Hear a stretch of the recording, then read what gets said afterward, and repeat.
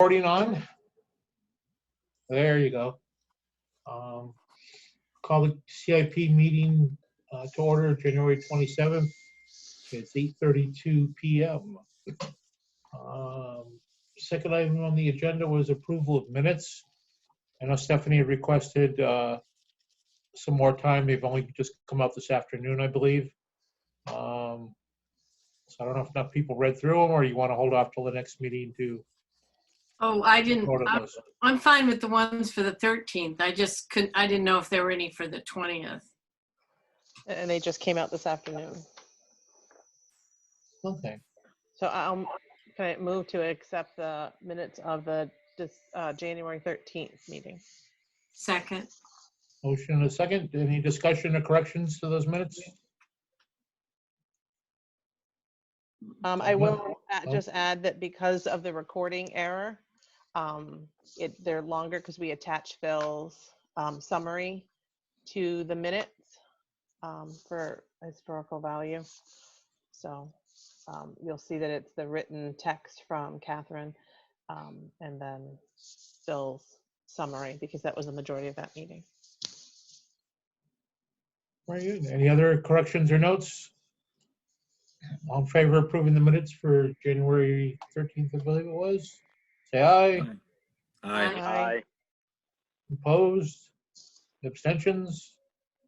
Alrighty.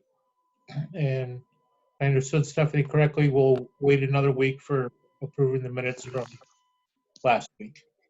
Give you more time to read through those. Anyone present to speak that wants to say anything that's not a committee member? Going once, going twice? Hearing none.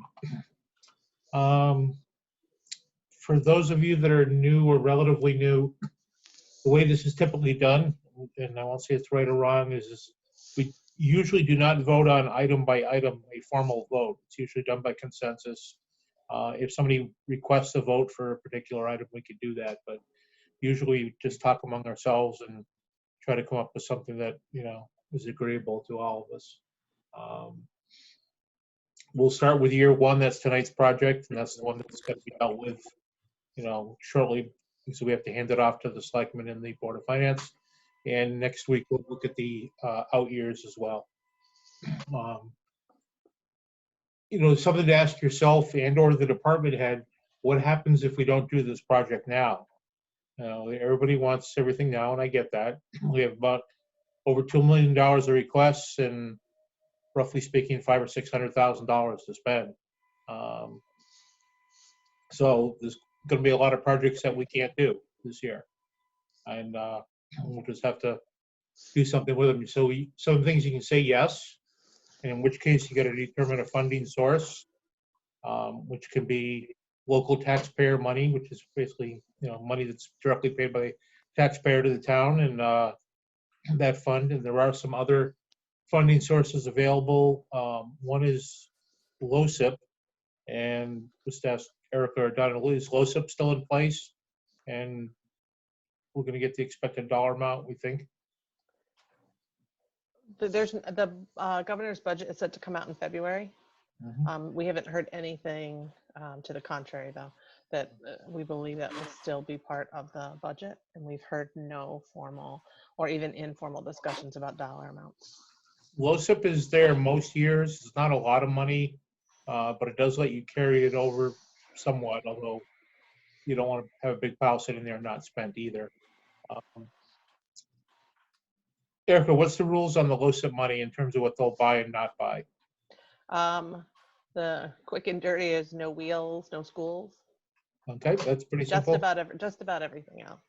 Yeah. You know, our parks, facility projects. I don't think they do lease payments or anything like that. No financing, but nothing, you know, no vehicles, so nothing with wheels. Yep. And nothing with the schools. And in one of the sheets Donna has, you'll see later, has the fund balance starting with LoCIP, what we expect to come into it, what we're expecting to use that as a funding source to pull out of, and we can't go below zero. So keep that in mind if you're trying to pick it out from LoCIP. The Fund 17 is the billing revenue from the ambulance. The gross figures are about 200,000 a year. Some as high as 2.25 some years. Generally doesn't drop below 200. Out of that, they pay for the paramedic services that we use from the mainly based in the area hospitals.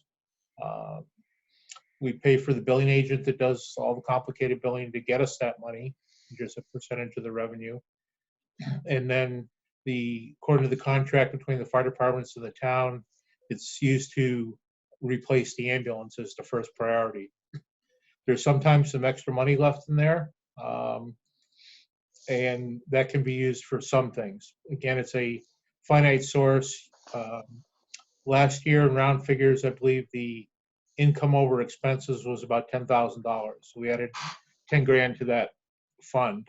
But some years it's the other way around, depending on what kind of payments are coming out of that. And then you hear the term STEEP. I think a small town economic assistance program or something like that, which has run hot and cold over the years. We've gotten a lot of money, or relatively speaking, that paid for, I think, most of, if not all, of Turnpike Road, and some leftover bridge money was in there to fix up a couple small bridges, and so on and so on. It was on hiatus for a couple years, and last year they cut the dollar amount back quite a bit. It used to be close to, I think, 500,000 you could apply for, and I think it was 128 last year. And if I had to guess, Erica, they haven't announced if that's happening and or what the rules are. They haven't, and my guess this year is that they tried to still offer a program, but it was definitely geared towards COVID related projects. That's what got priority, and they had fewer projects than they had dollars, so every project was accepted. But I think the small dollar amount was simply because of the pandemic, and they were able to offer some funding as opposed to none. And so I would anticipate if they bring the project back, the program back again, that it would be fully funded. But we're still in a pandemic, so there's no way to tell. Yeah. It's one So, of the questions we're asking, but no indicators yet. yeah. And what rules do they have on that funding in terms of what they'll buy and not buy, at least in the past? I'm sorry, I didn't. Is it like, can you do any school projects with STEEP money? Can you buy trucks? Is there one thing that's a priority over others? I don't believe, and I see Christina shaking her head too. So this was my first foray into a STEEP project, and the process was very different than it typically is. But I don't believe, I believe it's similar to LoCIP, Christina.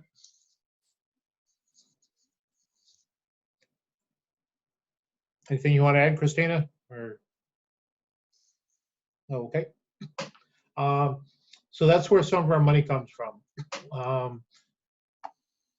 Options for these projects individually. One is you can say, yes, hey, that's a good project, let's do it. But you have to identify a funding source of where that money's coming from. You can push it out to another year. And sometimes they get pushed out 2, 3, 4 years. But they're valid enough that we want to keep them on the plan, at least for now, but not funded in year one. You can remove it completely.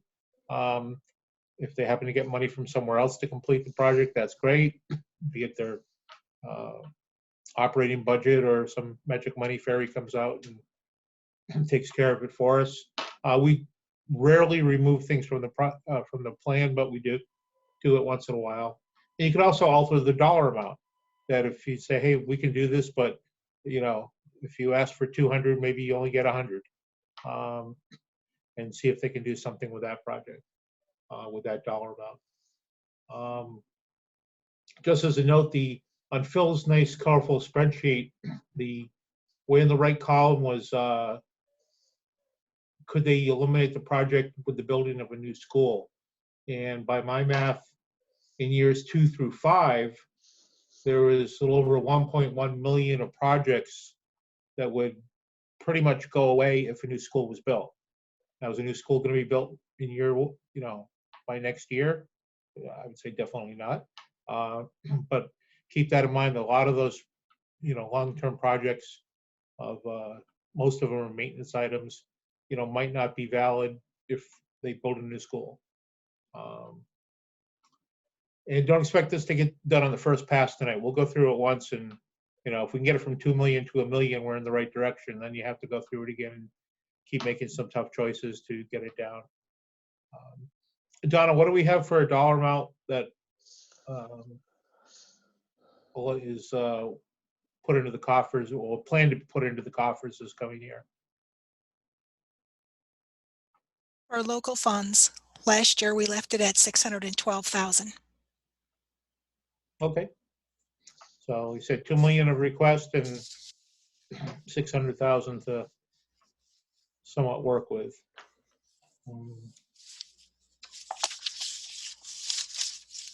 Stuart, Donna, do can I you- make a comment on the fund sources? Yes, go ahead, Mike. Just hopefully it's helpful for the newer people, and I think it's a good refresher for all of us to remember.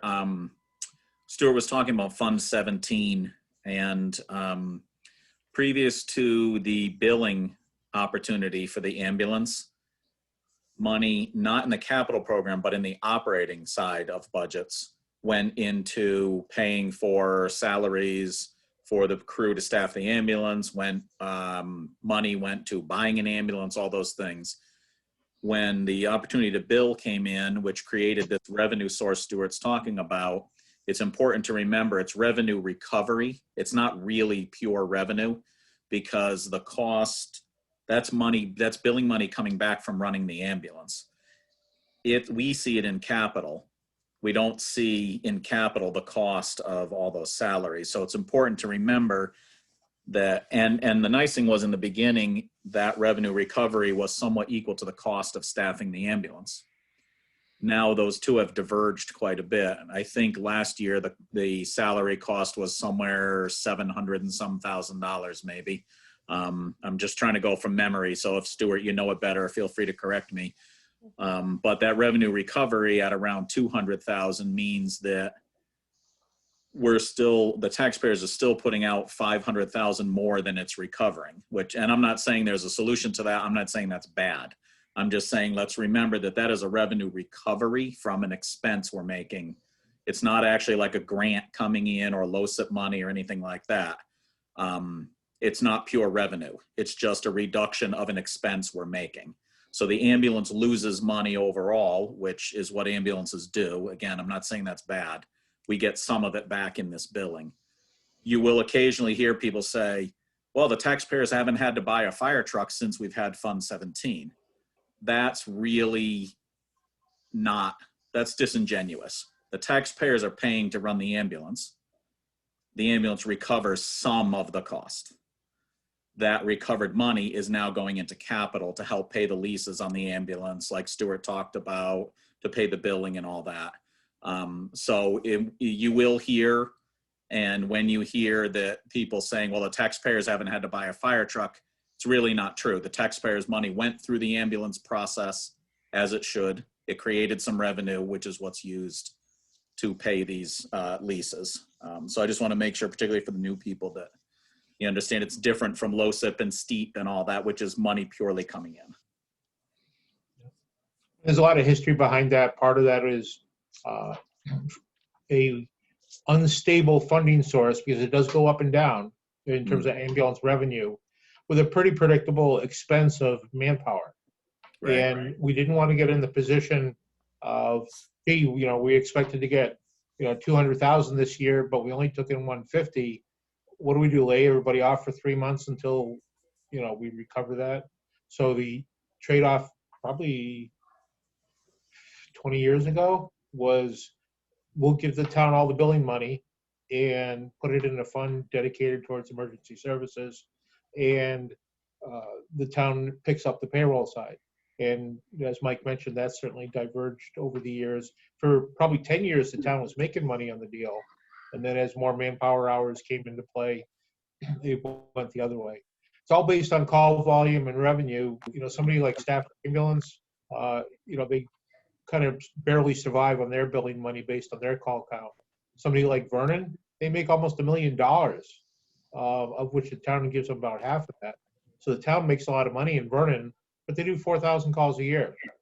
We don't do 4,000 calls here, so the revenue's not available to us to make this into $1 million moneymaker machine. Stuart, also a question on that. Is a lot of your revenue coming from people who are on state insurance or state support or whatever, and so the rate is much lower than if you were billing to insurance? I haven't looked at the figures lately, but generally speaking, we were somewhat a higher percentage of most towns for private insurance, which typically okay. pays more money. In round figures, an ambulance bill could be $500 to $1,000, depending on the mileage and the level of service that you're providing. Some places like Medicare, you get $350. The state says you can bill $1,000, but Medicare says we'll only pay you $350.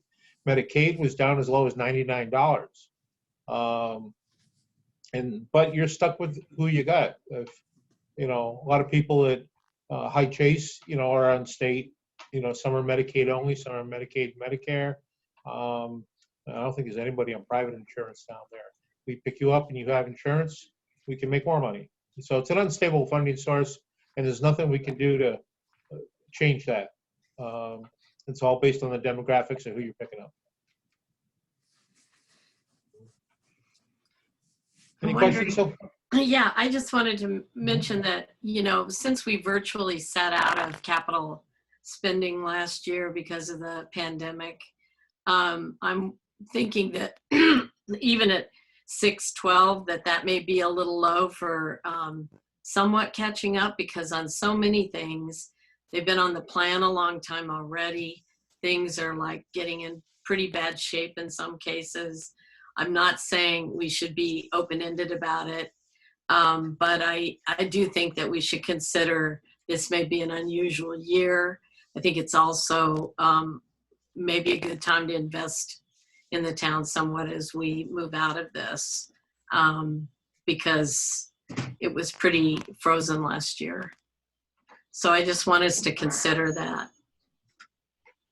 I believe originally last year in the plan, we were gonna bump that figure up quite a bit. That's right. Quite a bit is a relative term. Yeah. And then after we kind of had our last meeting and COVID hit, we went through the selectmen and the Board of Finance, who took out a bunch of projects, put a couple back in, and ended up where they were. Donna, the dollar figure you have for this year, is that based on the original figure last year and with a little Yes. kicker to it? Yes, it's based on the original figure from last year. So we had 612 and then we moved it to 630.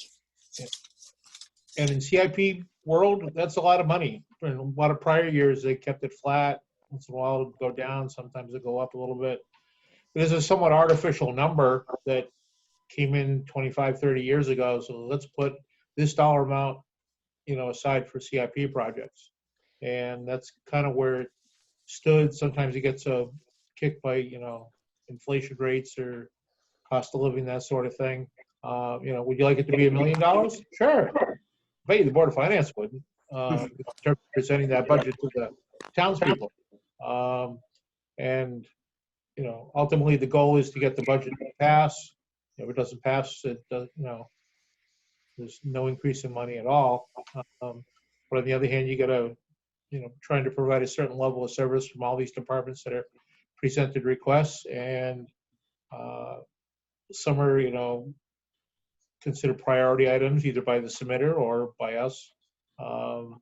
Some are, good to have. Some are investments in our infrastructure, and some are like, oh well, that's a nice thing to have, but we just can't do it. Like I said, 2 million of requests in year one. We're going to cut out a lot of stuff. There's some hot potatoes we'll get to that keep getting pushed out year after year. We talk occasionally about doing a bond, which is a way to get a lot of money with hopefully a decent interest rate over a long term. But there's some significant expenses in doing a bond. So we don't, do bonds lightly. And those all have to, pass the budget process as well. you know, all well and good, we can put everything on a bond and say, you know, hey, here's $2 million, you know, and it's still gonna pass the taxpayer. And I. Right, and I'm not recommending anything foolhardy. I'm saying capital is an area that's been on, you know, the hind teat, if you will, and it needs to, it's one of the best places to invest in. And you know, so there's two things. One is the discussion we had last year, which is that our annual pot of money for capital has been, you know, basically flat for decades, or, you know, basically, and we have not incrementally increased that to match the economy. I think that we need to look at that. But I also feel like we kind of sat out last year. And so there's two factors there that I think are at play, and I think it's an important year to consider it.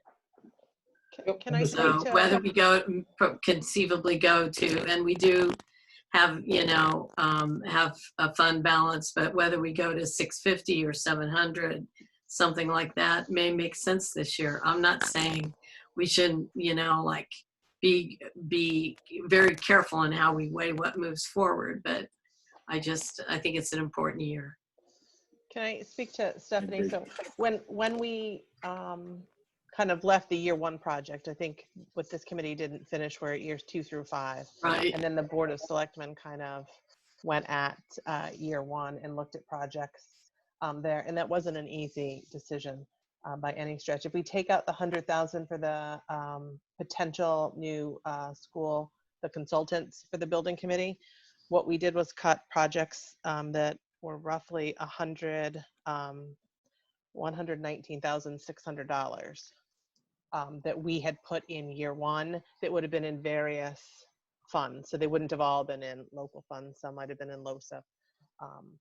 And then I would like us to take a look at those projects to start from with year one, because we thought that they were important enough. They needed to be done last year.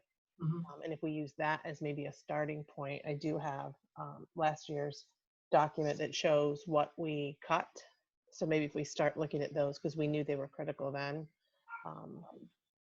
So what I did on the spreadsheet that I sent out is I sorted that by, or it's grouped by department, who made the requests this year, and then by the fiscal year that it was going to hit in, and then by what priority that department thought it was, be it a low, medium, high, like the Board of Ed did, or the 1 through 5 that's typically on the form.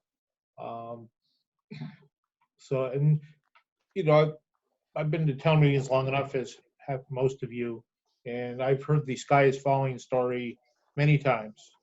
That you know, the economy's bad, everyone's going to lose their job, people won't pay their taxes. 1 year under several administrations ago, they cut CIP to 0. They paid the committed projects and that was it. And you come back the next year and go, hey, what was the collection rate? Oh, 99%. And that was a year you simply fell behind. The projects didn't go away. The requests are still there. All you did was push them out another year. I hope we don't get into that position of, you know, we're gonna have to say no to a whole bunch of these, but, you know, capital stuff is still there year after year, and we've got to deal with the requests that are set in and see where we go from there.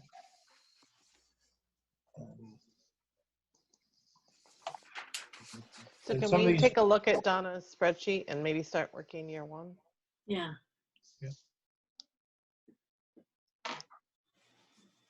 And especially for, I think Carrie is Orlando's not with us tonight, the newest member.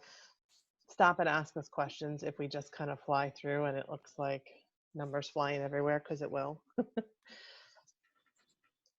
And Donna, you should be able to screen share.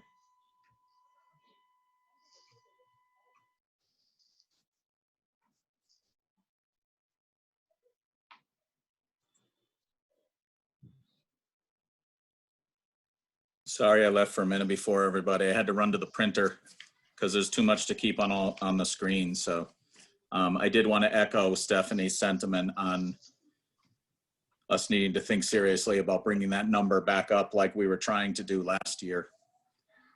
As we figure this out, we've got to figure out how much of our town and our infrastructure really needs to be brought up.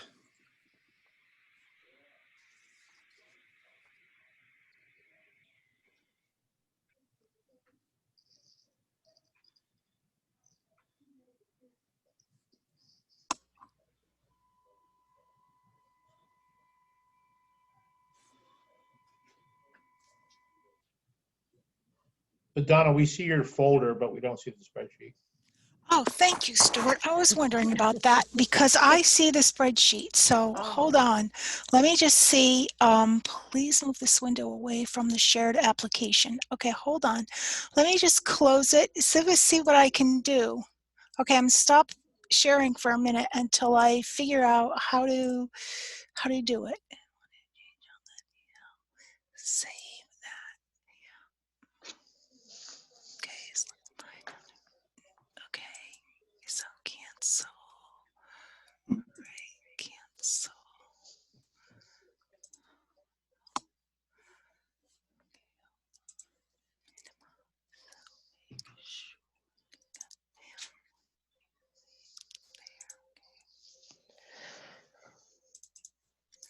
Excuse me.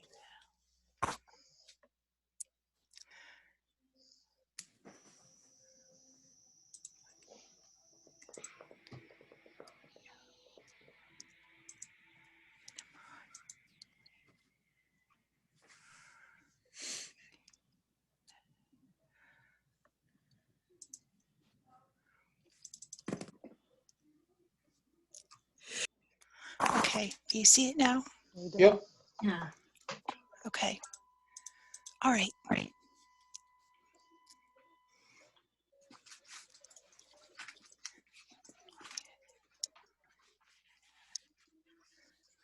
Can you read it or should I try and make it Nope. larger? I can read it fine. Okay. So at the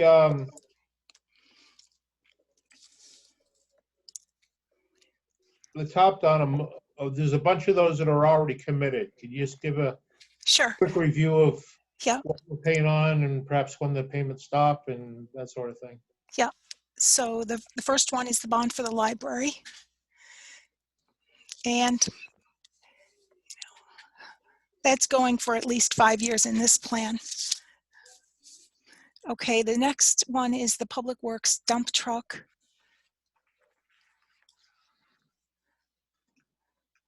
And it looks like this is the last year, 21-22. It's the last year for the dump truck. Let me just get my schedule and check it. 21-22.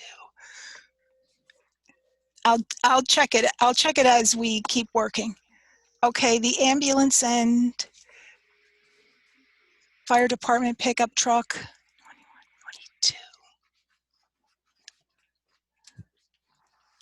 All right, not seeing anything there. So I believe the last payment's been made on those, correct? Okay, perfect. Yep, I think that's probably true. Let's just see if we can figure it out. It looks like the ambulance and the pickup Final. has the final payment in 2021, which is this year. So we don't have a payment in 21-22. Okay, so we got that. All right. Can you check the fire department? I mean, the dump truck, because I think Yeah. there may be a disconnect between calendar years and fiscal years yeah, here. I just don't see it on last year's plan. But again, we didn't finish the out years. Okay, so let me just check it on last year's plan. So the dump truck was on last year's plan for 24,000, right? 722. Oh yeah. That was a Okay. purchase. That was Okay. a purchase done several years ago. Right. It's a 2014. It's whether the last one was Okay. in the early part of 21 or the later part of 21.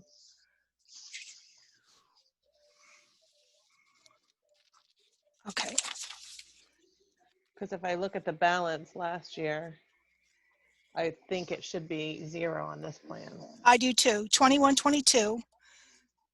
There is no payment for the dump truck. So then that should not Is show that what you see? B then? Yeah, so that line 8 should be Yep. zeroed. So line 8.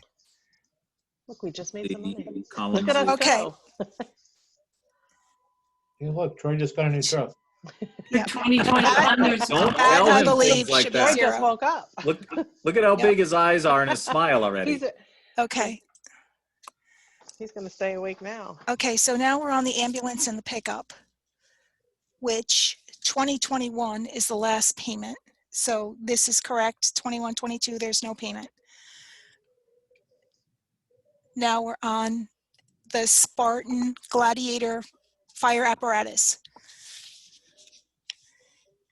That's going to end in 22, 23. So that's coming out of Fund 17. The next one is the backhoe and mower, and that's going to end in 21, 22. So this 21, 22. So that's it. One more payment. One more year of payments. That's 2 payments for 31,000. The next one is the truck for Tina, and she has 2 more years, 21, 22, 22, 23.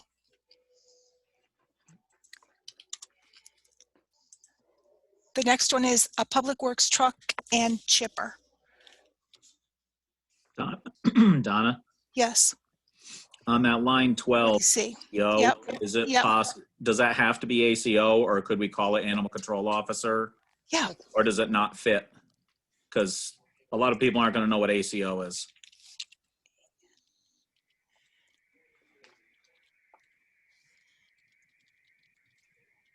And it was a truck. Yes. Okay. How about animal control pickup? Yeah, that's good. Sure. Yeah, get rid of the Animal word control officer. pickup. Yep.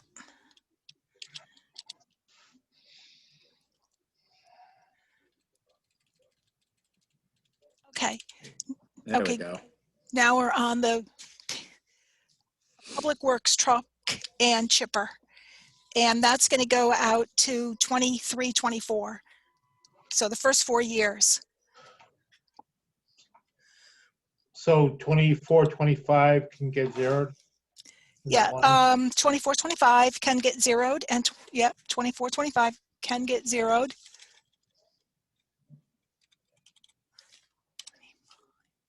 No, that one will stay. The next one over Yep, the you're AK correct. That one AL. stays. Okay, good. Here it is. 24, 25. it's a, okay. And that's it, 25, 26. Okay, so that's good. All right, now back to 21, 22. And we're on the self-contained breathing apparatus.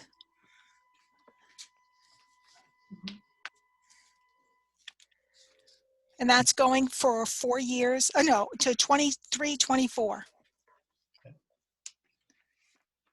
Would be the last payment. So 24, 25 can get wiped out of that one.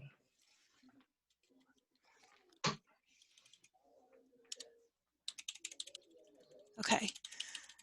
All right, back to 21, 22. The roadside mower. That's going for all 5 years of the plan. Okay.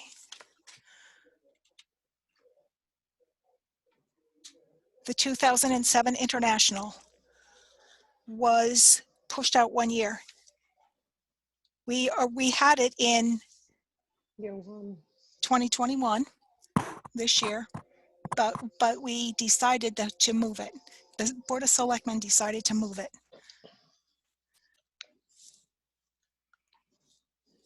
Okay, so there's a break line here between committed, right? Mhm. So these are all items that Yeah. we have not decided on yet from here down. Okay, so is line 15 the last line that's committed? Yes. Okay. Yep, that's correct.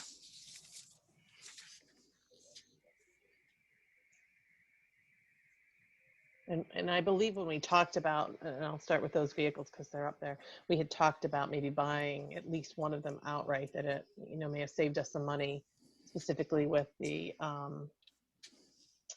know back then Troy was talking about Explorer, now he's asking for a 350, paying it outright instead of leasing, and then we'd save some interest there.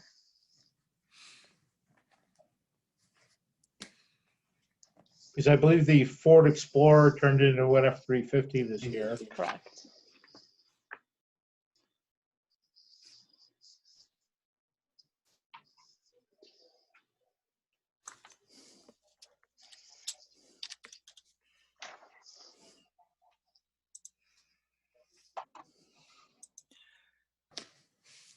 So would you like me to add in a lease payment to replace the 2007 International? I thought we were holding on to that. Well, there's still a There's new going to be replacement. a truck, right? There's still gonna be a truck coming in. What they do with the old ones Oh, right. doesn't fall under us, so to speak. Right. Kind of the So- bottom line with that request in terms of keeping expenses level, or more or less level, is if one truck came off of lease, a full-size dump truck, you could probably lease a new full-size dump truck for a similar dollar amount.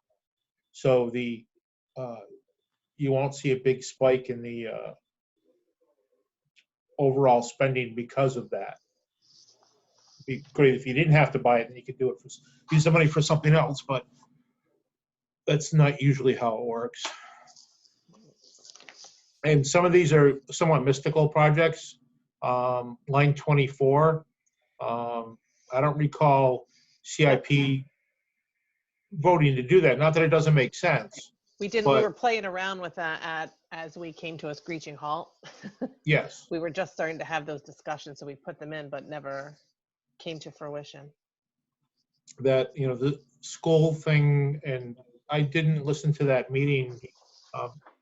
What timeline do they have in their goals to make some decisions and move forward? Is it, 2 years? That's still TBD.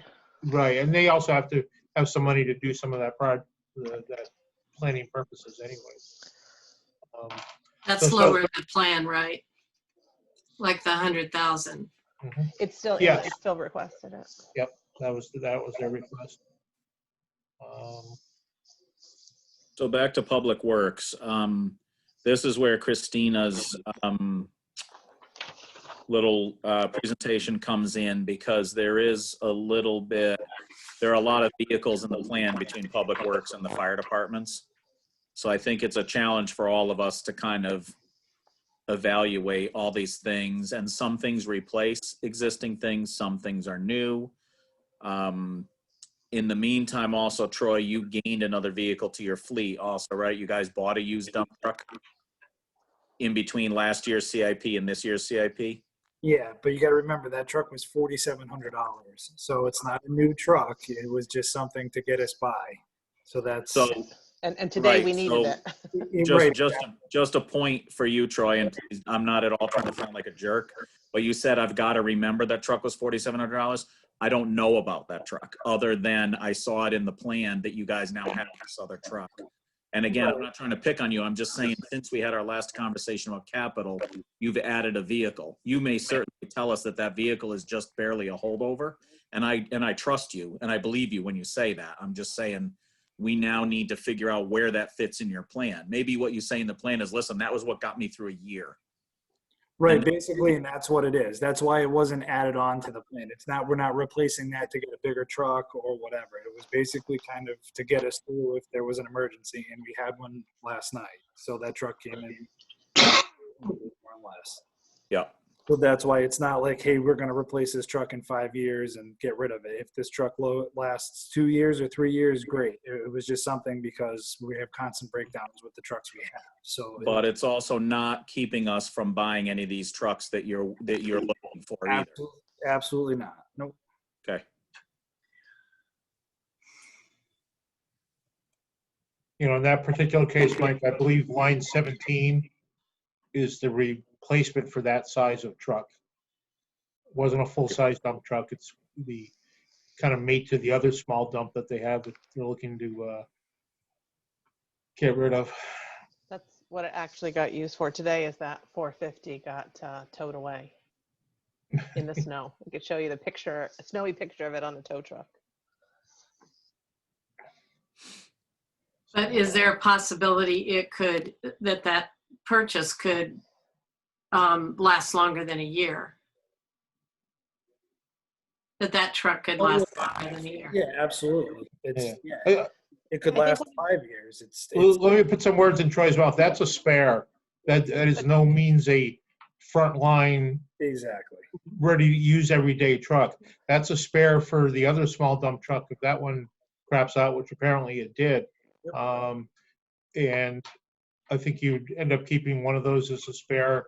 I mean, at $4,700, it doesn't owe you anything. And if you can keep that as one of those as a spare and get a newer F450 small dump truck, which is kind of their everyday work truck for a good bunch of the crew, that's the goal of that one. And in addition to that, the yellow truck requires someone to have a CDL in order to drive it. So a guy's, a crew member who may not have a CDL, a part-timer who's working to clear lots, couldn't drive the yellow one. And we ran into that today, where that dump truck, they could drive. Correct, Troy? Yes, correct. Yep. That one, the yellow truck it's required to have a CDL, where the 450 does not require a CDL. So we had to flip-flop drivers around. And Troy, you also have the blue GMC as a spare as well, right? Yes, correct. Yep. But that's a little bit bigger. I mean, we used it today to do the parking lots. It worked out great, because that's a smaller low pro truck instead of a full size. So turning radius and stuff like that, it worked out perfect. I mean, 2 loads of salt. We did everything a couple times. It actually worked out. It saved us more or less. So you're talking about the yellow one being smaller, more maneuverable than the blue spare. Yep, the blue spare. Yep. Yep. Okay. And I would try to keep that blue spare for if one of our big trucks did go down, that we would have that instead. I mean, the yellow truck has a 10-foot plow on it. The GMC has an 11-foot plow. So it still can be used to plow roads. It's, but it's can't hold as much material. So more or less it was to replace, or to, if the 450 or the maroon truck went down, we had another vehicle. Thank you. We just put a year and a make on that yellow truck. I mean, I'm going to guess it's an international from the picture, but It's a 2008. International. international. Yeah. It's just a yellow truck, Jeff.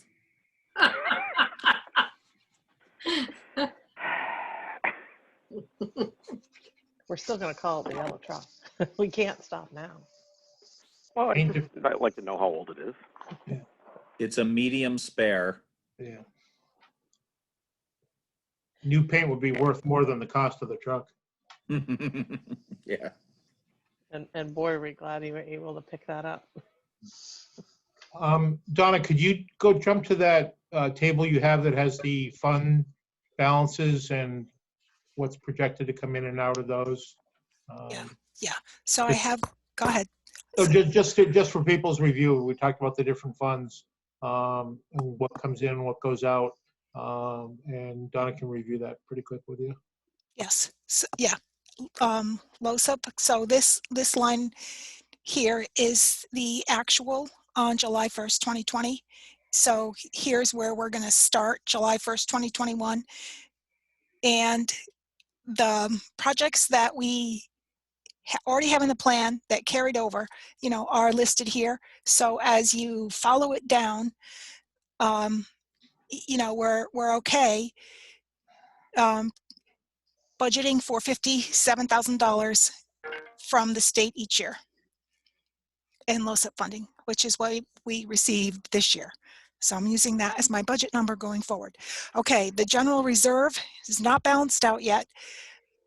But what I do want to tell you is that when we designed the plan last year, we planned on a school construction grant reimbursement of 64% for the roof replacement project. And Phil was telling me that that may not be a good number. It might only be 30%. So that is going to change going forward, what we have available to spend in the reserve if we only get 30% reimbursement back on the roof project. Donna, can I share hot off the presses Yep. info about that? We talked Yes. about, Phil had a conversation with the state. There was some concern that, and which he shared with Donna and I, that we would only get a smaller reimbursement rate because of enrollment versus square footage on our building. But on Wednesday, he was told that that doesn't fall into that concern. So we now believe he'll get the full reimbursement anticipated. Okay, good. Then scratch that. The 64% stands. Yeah, but Don and I Good. had talked about let's We plan don't have for to- worst case scenario until we hear otherwise. And emergency services reserve is trued up with what we are planning to lease and for the ambulance. And then I coded this fit test to the recovery money. And in the past, we had the engineering for Wellington Fire Department 1. We had that coded off to the recovery money. So that is just a carryover from what was previously in the plan. And so what we want to watch for is those year-to-year fund balances that we certainly want to keep an appropriate amount of money in there, not drain them to zero and they can't go negative. Correct. Yep, that's the idea. Can't go negative. So we'll refer back to that as we march on here and go from there. Now, if you scroll down, Donna, that's where all the requests start piling up. Yes, after the Okay. gray line. Are these put in any particular order? They're grouped by department. And they Yeah. were, I put them in the order in which I had the papers. Okay. That's all. The only thing I didn't do, and you'll see as we go down, was assign any fund source to them until we talked about them here. I just put the projects in. Donna may have added some funds for a handful of things. So now's the time to, I think, go through these requests and say yay or nay and or push it out or something like that. Can we see what the Gregory? bottom line looks like before? Yeah, so I could tell you if we're talking about 600,000 for local, so look at what's committed, it's 276,000. So that leaves you about $325,000 left on local. And we have 1.9 million We just have a little in left to go. total.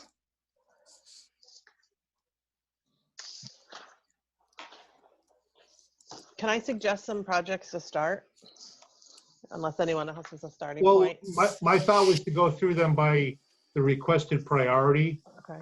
Because My some thought are, was to go through the ones that we cut out of year one last year as a starting place. We knew last year we wanted to commit those, and I believe they're all still in year one. okay, so what, I think 4 or 5 of those? Unless anyone has an objection. So the first one was the chip seal front center school, chip seal lower parking lot.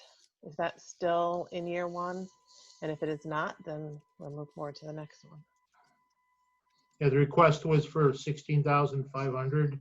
Last For year it was the- 14,000. Now I see it here as 15,500 right there. Line 43.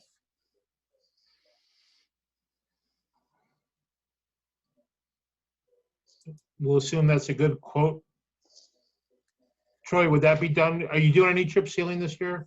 Oh yeah, I'm not sure on the price there. I mean, it's $1.59 a square yard. So I mean, if I knew the square yardage, the dimensions of the parking lot, I could give a rough estimate, with it.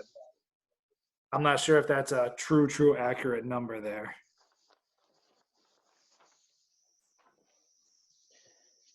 Maybe we'll see if we can find that out in the next week. And, some of these projects are, quoted or guesstimated, 2 years in advance or more. So they don't always come out to what the dollar amount is, and you got to take your best shot at filling those in. Okay, so Last year it was 9:30. So would you like to keep it there for now?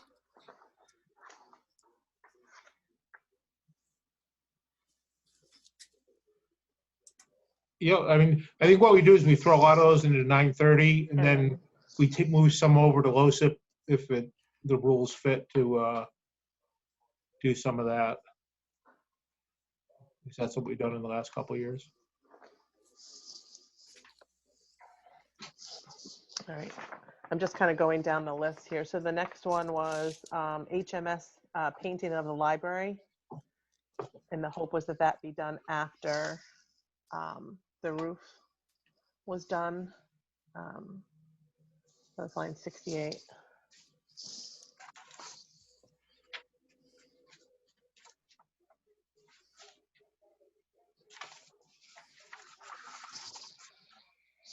The next item was the septic, but that is not on this plan.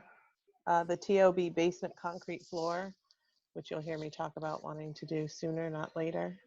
But it is still an item on this plan. That's under TOB. Erica, didn't we have the, I thought we had the exterior. That's already in, right?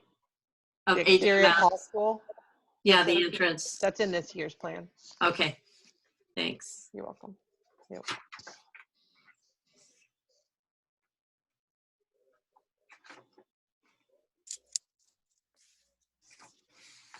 Donna, you should be able to take out line 83, Old Town Hall, windows, reglaze, paint hall. That's an item we got the steep grant for. Oh, Okay. My bad, I may not have deleted that one. Or hidden it properly.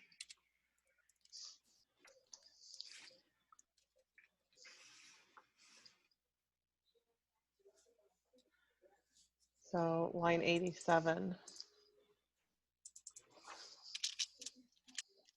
That was just painting, or would that include the? It was the septic. It was painting the ceiling and reglazing the windows. Well, Okay. let's put septic in there too. Well, it's Oh, not a project on here, Jeff. It's Yeah. done. It's not. No, I it know, shouldn't but- be on this plan. Well, then, okay. The Then you septic delete was the a whole thing. project and it's already Yeah. hidden. You just don't see it. I just neglected to hide this line item. That's all. Well, I could know it's hidden. But that's- Yeah. There's some old projects in there that are been done. There you go. Poof. There we go. Gone. Well, Right. So, So- the TOB concrete floor was another item that we cut from CIP.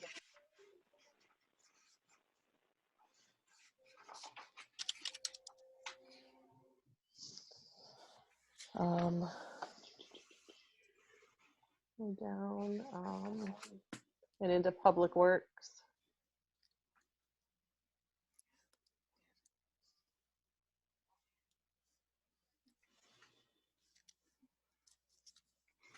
No, they say pushed out 1 year, not cut. So the Village Hill drainage, phase 1, we had $30,000.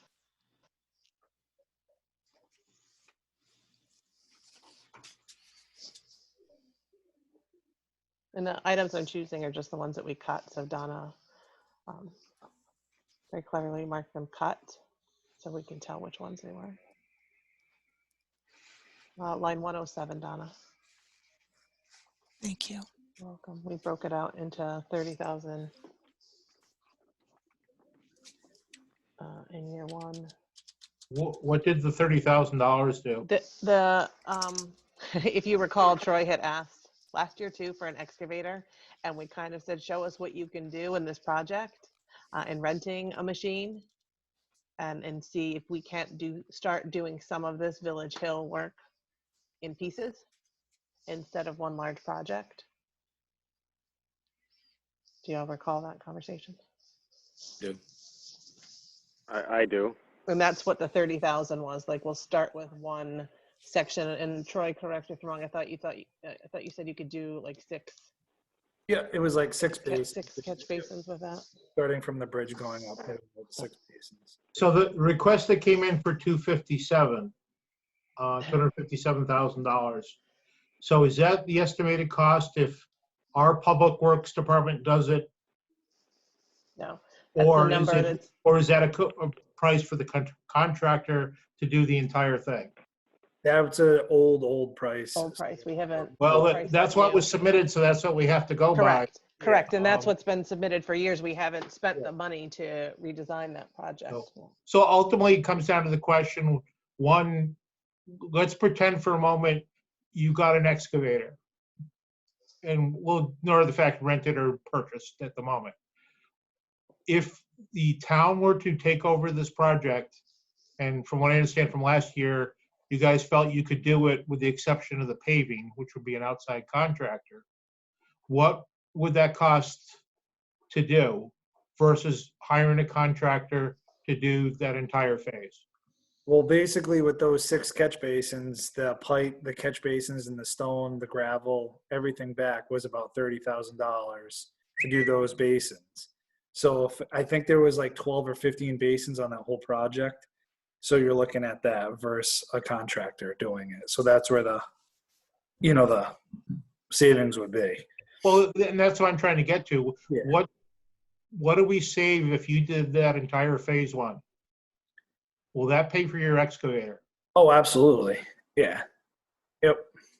So if we took, say, the 66 and you could do the rest for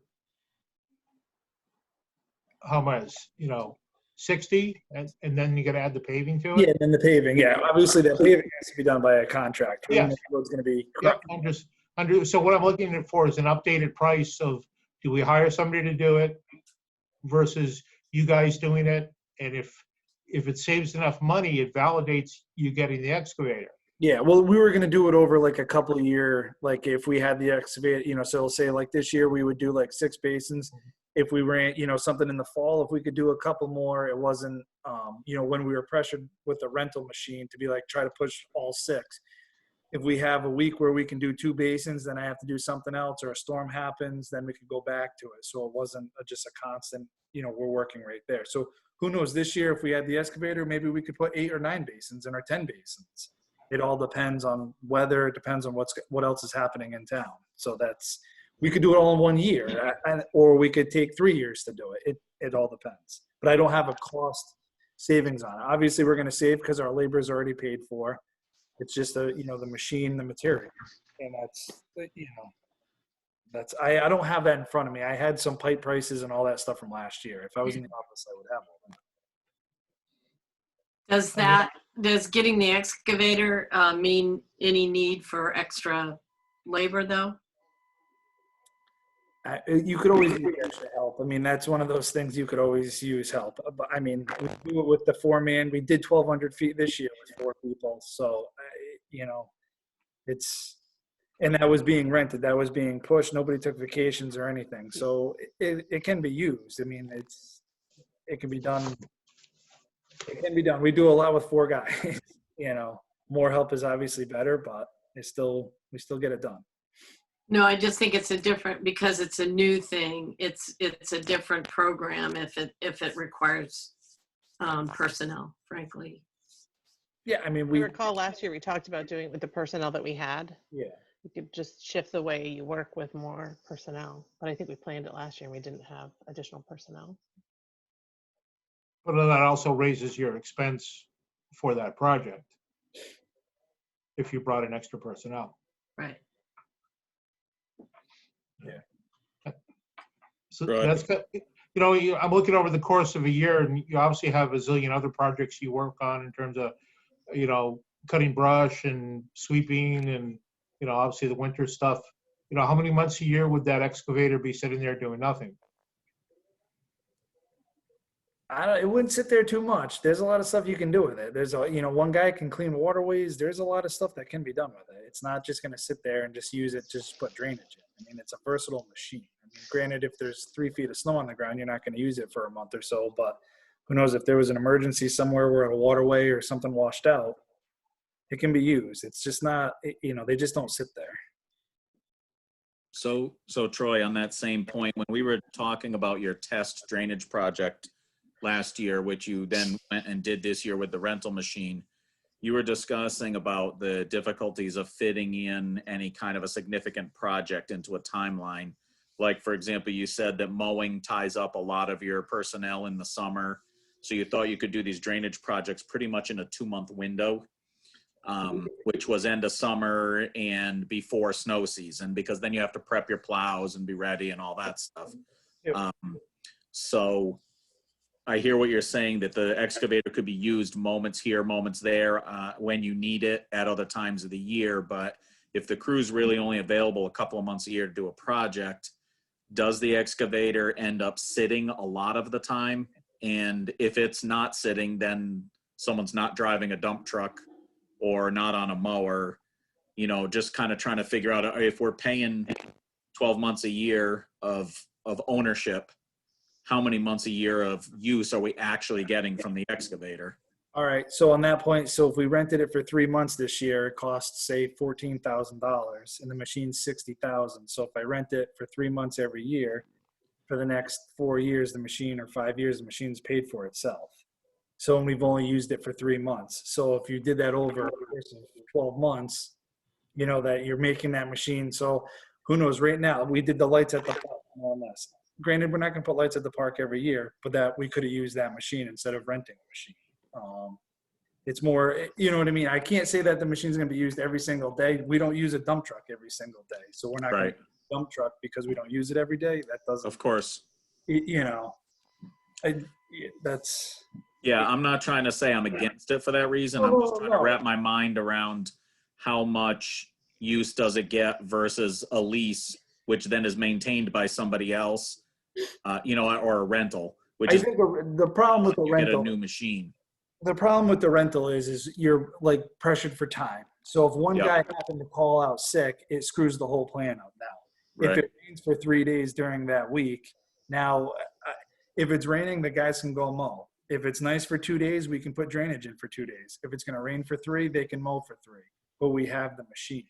So that's where it comes into play more than just, okay, hey, we're going to rent it for a month and hopefully it doesn't rain. This year it worked out perfect. They never rained. Well, But next year it we could- lost a couple days at the end of at the end the of the year. Yeah. project. Right. Okay. Thank you. You don't want to wish for a drought every year, though. Yeah. Troy, I asked you this last year and I can't remember the answer. We got a trailer to tow this if you bought one, right? Yes, Move it. absolutely. Yep. Yep.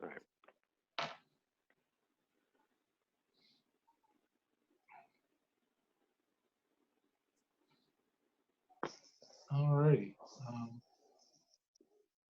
All right, so the next item was the Liska Road culverts replacement, and it was the 4,800, and that was for engineering. My thought is we should do that. That'll get us a more accurate price on what Correct. the end result is, and if and when some money appears, we're ready to go with that. Mhm. And I believe that came out as a higher priority It did. Public Works request than the other items. Per Carl, it definitely did. The next item was the pickleball court at 39,346. That's under the fire department options. 142. And I believe last year it was in LoSiP as well. Guys, I've got to go. My wood stove is backing up and setting Uh-oh. off my smoke alarms. I'll try to come back. Good luck. Okay. Yep. So those were the projects that were cut. In addition, there was the $100,000 for the building committee consultants. That was the only other item. Well, since that's getting up and going, shouldn't we restore that?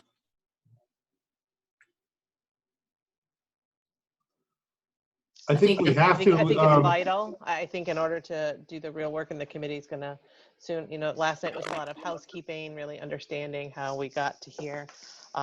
But when we start getting into things, it's going to be important that you really have someone who can guide you through the process to bring the most accurate information to townspeople. Now, when the, that is subject to a reimbursement according to Phil's paperwork of $55,360, so the net cost is $44,640. Do we have to show the whole, the 100 separately, and or do we put in the reimbursement in there as well to balance that out? I Or at least- believe we have to put in the whole cost. Is that correct, Donna? Yes. Yeah. Yeah. But do we note anywhere in there that we're getting $55,000 back? Yes, we do. We show both the full cost and the reimbursement.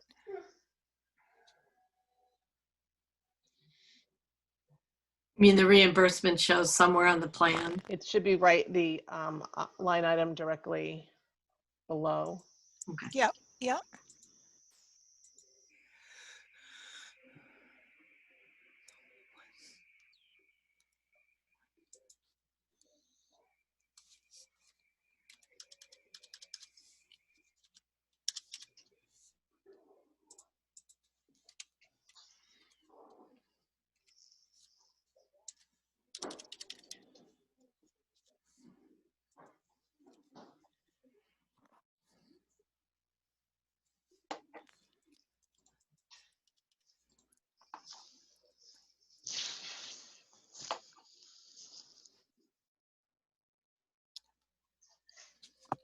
And Stephanie, I think it was you who had asked the end of last meeting, and I don't think Troy's been able to get numbers back.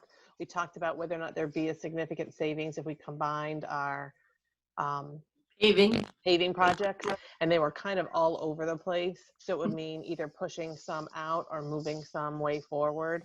But at either rate, we're still waiting to see if we can get a roundabout figure from someone. Erica, I have somebody coming next week to Okay. give us a Take a price. look. So yeah, I mean, and he's just gonna give like a ballpark, you know, it wasn't right down to Yeah, exact, no. kind of an average, but he's gonna come out next week. Okay.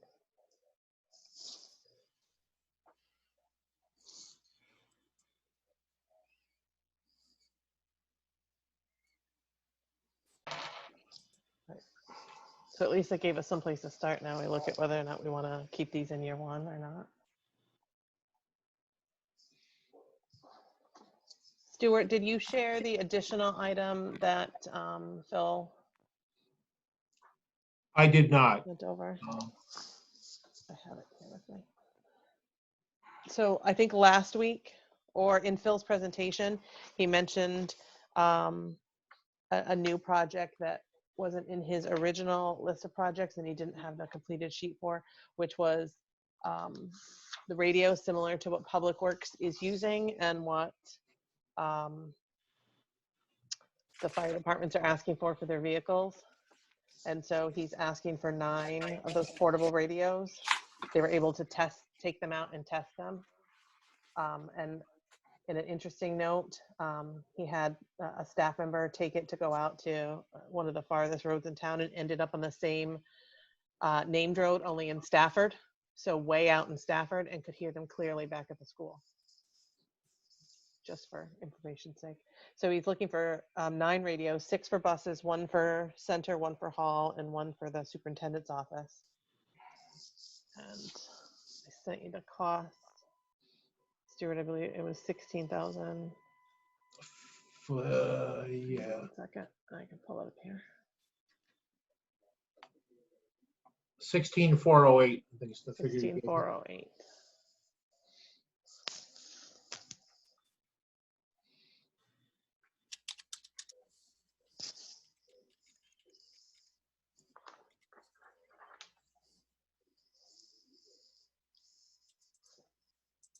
And he apologized, he had a conflict tonight.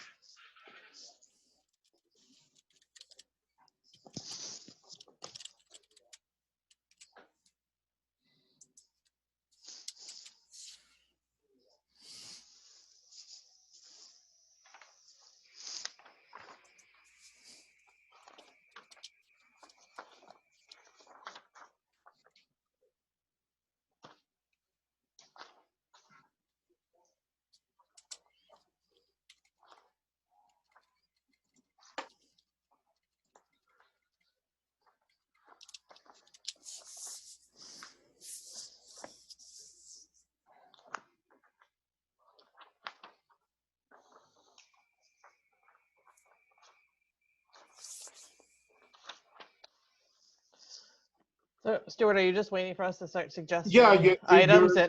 you were hopping around here and there. So I was did waiting know. for you I to- went through the ones I listed out were the things that we had cut as a Mhm. starting point. And then from there, I mean, I think we thought they were important enough to put on the plan. Um, And then we pushed some other things out a year, several Yeah. vehicles. So I'll throw some out there then. I'll start with some of the center school projects. And I got some questions on some of these, but the replace the fire panel for 41,500. What is the overlap between this quote and what you got for the town-wide alarm panel quote? I believe this was, he still needed this no matter what we did with the other panels. Because that should come with all new dialers and, I would defer soup and nuts. specifically to him for his fire panel. I don't have the information on his other than what you all have. So what I'm thinking is that may save a couple $1,000s on the town-wide quote if it's being paid for here instead of there, so to speak. I think the town-wide stuff had to do with tying into existing panels, where Phil's quote seemed to be the full replacement of that. So that might be something to find. It's not a major dollar thing, but I think center school was about, what, $2,000 or whatever to do on that defer town-wide quote. to Phil. I think, Stuart, on that, when I was there with that gentleman, I think that fire panel, that guy couldn't touch. There's something that only company specific that can do. They can't like go into somebody else's bot. There was something there with that. With the one that's existing, Yeah, that they but then could. he could tie into the one that we had, the Right. one that he would be the generic, non-proprietary panel. He's putting in. Typically, alarm panels have two parts to them. One is the internal one where all the different devices of the smoke heads, heat detectors, and or security system are all tied into the panel.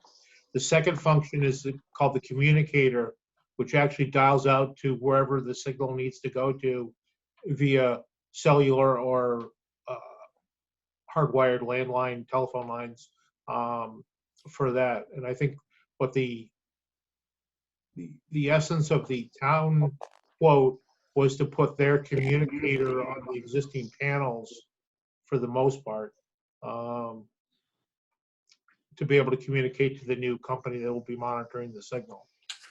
Yeah, I don't want to speak for sure, but I think he still needed what was in the townwide quote with these panels. Now it would be compatible. And so it's like about $100,000 between the two schools, right? It's 41.5 for Yeah, and the center other one's school.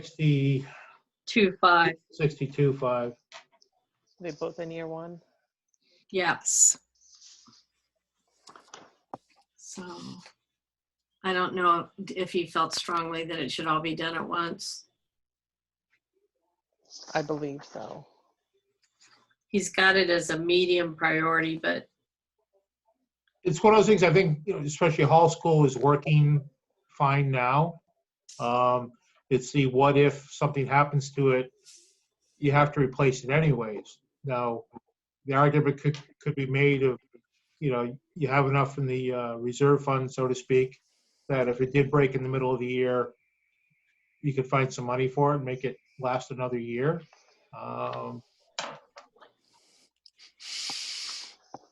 Or you just bite the bullet. But if you notice, we haven't said no to anything yet, Mm-hmm. and we need to start saying no to something. I'm not saying this is it, but we it's, in theory, it's a safety item. There's certainly logistical problems of if the panel goes out of service that you have a multi-million-dollar asset that's unprotected in terms of notification, let alone any issues with the school during the day. If that's not in place, what does the Department of Ed think about that, and so on? It's certainly something that needs to be there, but for the last 20 years, it's been fine. Well, last 21, I don't know. Mhm. We can say yes for now, but at some point we've got to start saying no to something.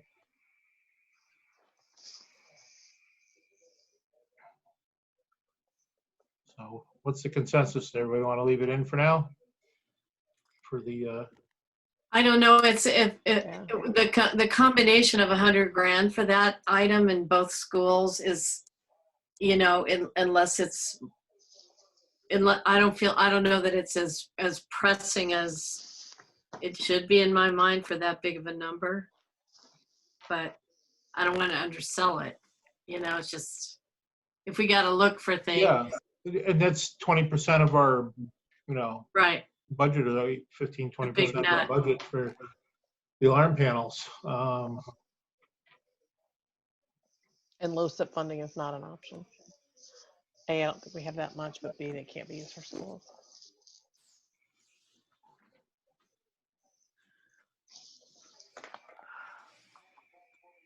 Anybody else have an opinion on that?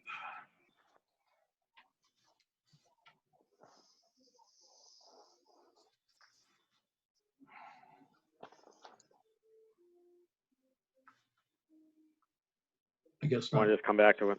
Yeah, we'll come back to that. It's a long. We're very non-committal tonight. Yes. You know, so it's we're- really hard to It's do hard. that. I'm having a lot of trouble following, you know, just because of the different pieces of paper I'm trying to look at. And funky. So if I look at Donna's spreadsheet correctly, the next item in year one is the clock, PA system security strobe. And this Which is I another believe we one- have the same project at Hall School to do as well. Yeah, and this is another one of those items that if we were to move to a new school would go away. So that would be 90 or 79 If we moved them out one if we year. did both of them.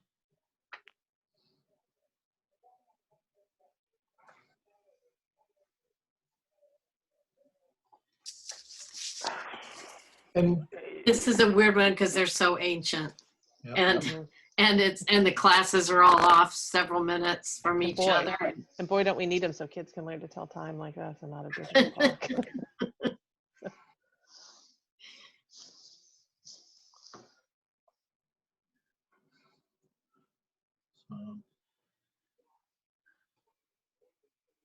so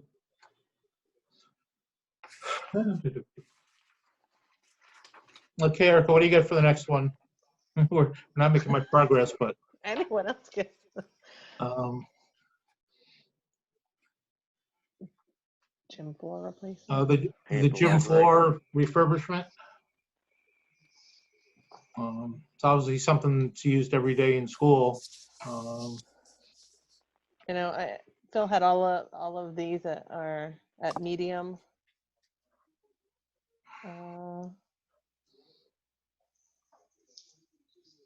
Medium Oh. priority, so why don't we bump that out a year?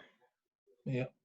I'm just gonna be the bad guy, it says it. Was he kind of saying though that it's sort of fallen into disrepair? Yeah, I think everything is. That's part of Yeah, the but I mean problem. more serious than usual because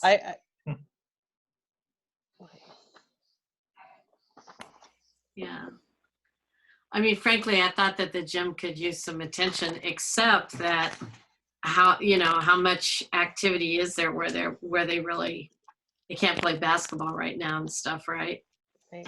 I mean, and if we're saying what needs more attention, is it, a failing fire system that leaves us without protection if it breaks down, Right. or the gym floor? I think, it's, No, the one thing which I think we're is not having adjacent to good that choices to make here. is the one thing that he had a high priority on was the heat on the gym stage. Right. That would allow them to keep those windows closed that are at ground level to the outside. That I didn't really understand, but. So It's if you walk freezing up there on the freezing there. stage. Yeah. Yeah. The No, stage is a I know, flat but structure. I'm just trying to visualize. It's been a while. Sorry. I know. if you walk up the driveway to the dumpsters on that side of the school, Yeah. there's one or two windows that back up to the music room, so to speak. Oh no, it's not the band room, it's the music room. At least when my kids were there. Look, it's Mr. Garrett's old room. Does that help, Jeff? Yes. Um, So, well, just the way Phil sold that, it seemed like to me that because you got the stage itself, and there's that curtain back there. All right, so it's actually the music room or the old Yes. music room. Right. Yeah. That's And so okay. the risk makes is sense. in But I either, think you nobody know, said anything, so Phil wasn't as aware. It was just kind of like, hey, Yeah. there's really no heat up here. you know, It just sounded like he was just using the actual stage part of the second classroom, which No. seemed crazy to me. Um, But okay. So the idea is to keep those windows locked 24/7. As much as everybody appreciates fresh air, with the current security concerns that everybody can and should have, they want to keep those windows locked so nobody goes diving through the screen to get into the school and do whatever they feel like doing. So the idea is to keep Well, no, those wait, windows locked up tight. That's two different rooms we're talking about. Yeah, I thought he was talking about the stage itself, and that the heating for behind the stage is in a room cut off from heating that area for the kids, and that whenever they're in there working on performances or working on anything, because that's where he does a lot of his music work. Actually, Stephanie, Well- you may have corrected me there because he talked about there's some little heater buried in the wall somewhere That's that they right. can't get to. That was the issue for this heating problem. Okay, I stand corrected on that one. Yeah. that So was it. Yeah, Jeff's right. So that room, I guess that's the old music room now, where Buzzy Garrett was. Mm-hmm. Can we call him that? I just said Mr. Garrett. He's a little. There's a great story about him. I'll tell you later on. We'll save that for offline. I'm sure we all have them. Well, half of us here. Donna, you probably have some too. So considering that was the superintendent's only high priority request was the heat on the gym stage for 13,000, I think we got to leave that one in there.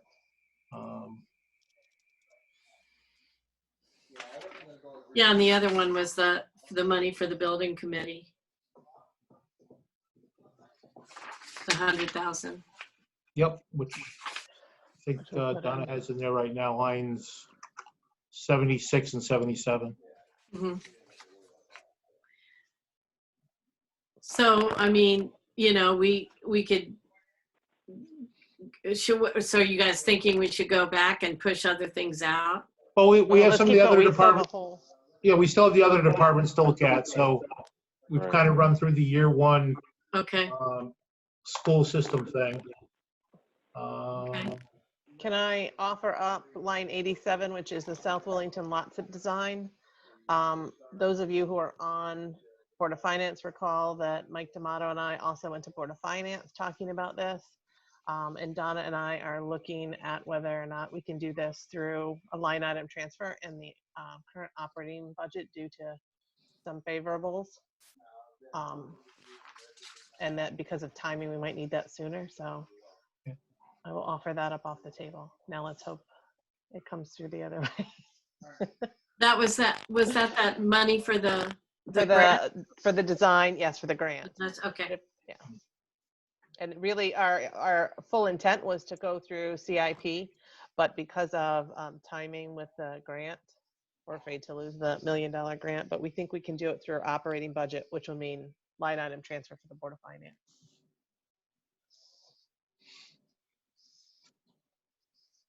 I have to step out for a quick second. I'll be right back. Chat among yourselves or feel free to move on. Can we, if no one else signs, can we keep moving? Yeah. Keep moving. All right. Let's see what's next, Donna. Concrete floor. Keep that. Yes. Is that the one with the mold? That's the one with the mold. Yeah, I could really use it long before, so. I think so too. And It's, I won't even tell you how many years back we're finding documents that it's been suggested to be replaced. but I did like what I Orlando can think of at said least 3 for selectmen now. about, documents and money from the state for that. It's not looking good. No. We might get some from the state, but insurance wise, we haven't gotten the formal denial, but it's coming. And even if we aren't, there's a $125,000 deductible.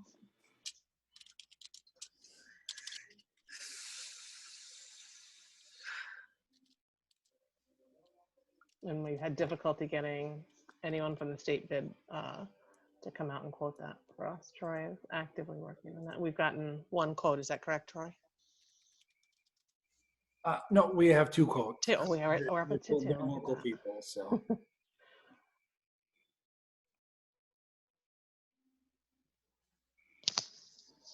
On the concrete portion, then there would also be a sump and a dehumidifier. Right, so the AV equipment I was able to use some Sierra funds to purchase some of the items to continue allowing access to our meetings in this forum and to be able to do hybrid meetings, specifically hybrid town meetings.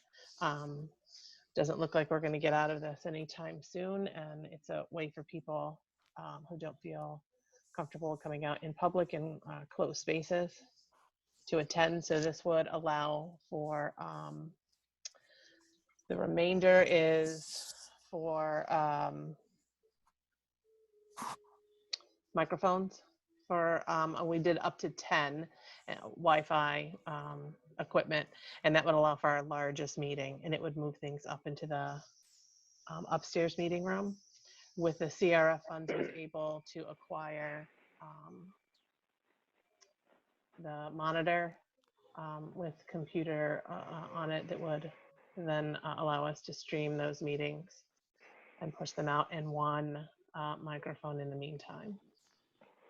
So this is the remainder of that.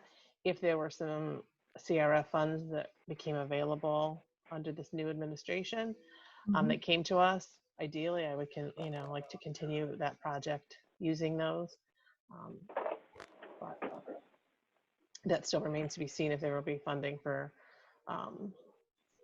state and local municipality.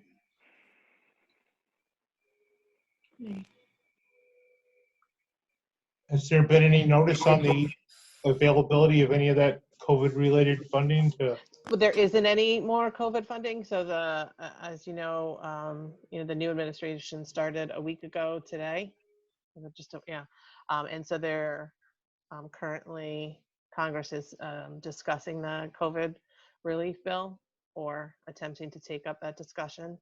So until such time as there are funds, there are no more COVID funds available from the state. They all expired on December 31st, and we used what was available to Willington. I think we used it right down to the last dollar, didn't we? Donna, we left nothing on the Yes. table. Yeah. I think I had to use maybe $2 from our budget because we didn't leave any dollars unused.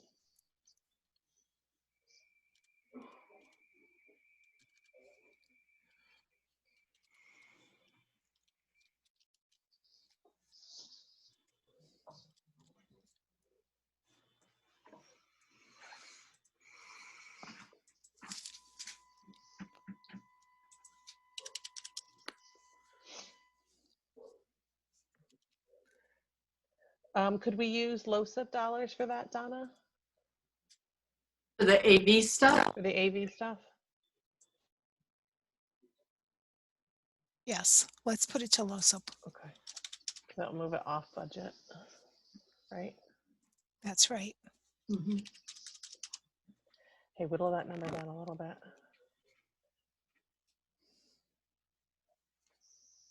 The carpet and flooring replacement. We put it all as one project. I can tell you that the floor in the land use department is the most critical. That floor needs to be replaced. Do you have a line item for town office building maintenance? We do. Is that something that CIP could pay the roughly $11,000 to get land use done? And the other ones I noticed are just in the roughly $2,000 range. Yes. Could that be absorbed into the maintenance? I could And certainly put it in there and maybe take a look and maybe bump up those budgets some. But I would for sure want to see the land use department be done. Even if we push the other projects out a year, well, I think it's important that we do them. I won't say that they're critical, but the land use office needs to. So I believe the quote on that was $10,820 plus the moisture test, Correct. which I think was it 750 for, 750, was that just for that one just for that one. office area, or was that for other locations in the town office building? Troy? It was just for that one office area, that was all. 'Cause he popped up some tiles there and he didn't feel, the contractor that was doing it didn't feel that he wanted a moisture test done before he would put his product down, just so for insurance purposes that we wouldn't come back on him if the tile didn't stick to the Yep, that makes sense. So it'd be 10,820 plus 750. We can revise that figure. That'll get the land use department done and kind of look at your maintenance budgets or whatever. And this is an age-old argument. I remember Hall School used to have a line item in CIP for doing carpet for like 1 or 2 Yes. classrooms a year. And then after a while, I was like, hey, that's just like maintenance of your building. Why don't you include it on that side? And that's where that ended up going. The other is to if you keep it here, 11,570, Donna. you make sure that it gets done if it's out of CIP, because it'll be listed for that particular project instead of buried in your maintenance budget and you don't do it.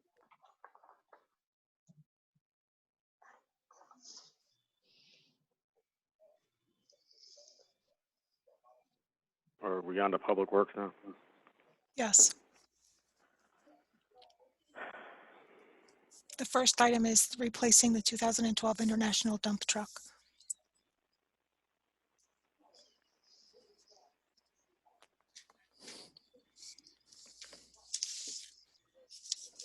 And is that the one that needs to be, is going to be replaced this year, Troy?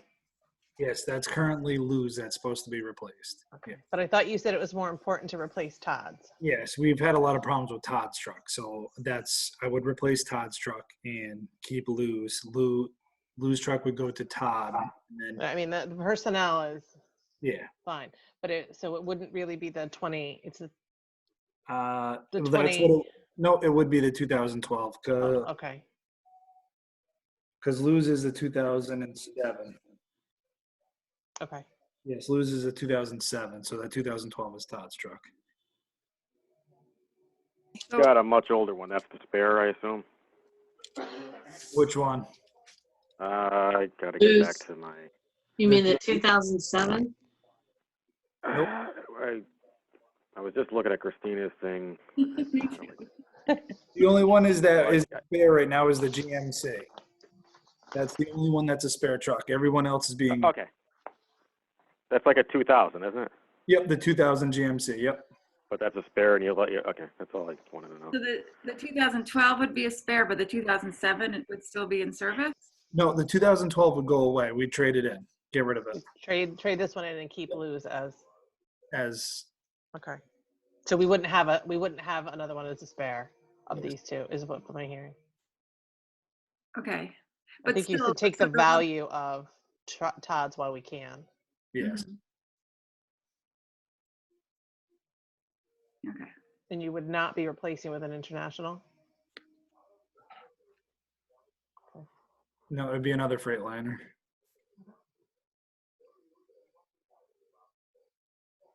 Yeah, the make doesn't really matter. It's more the size classification you're talking about. In this It would case, be one the of the same- larger dump trucks. Yeah, it would do. Yeah, the same. It would be equal to this. Yep.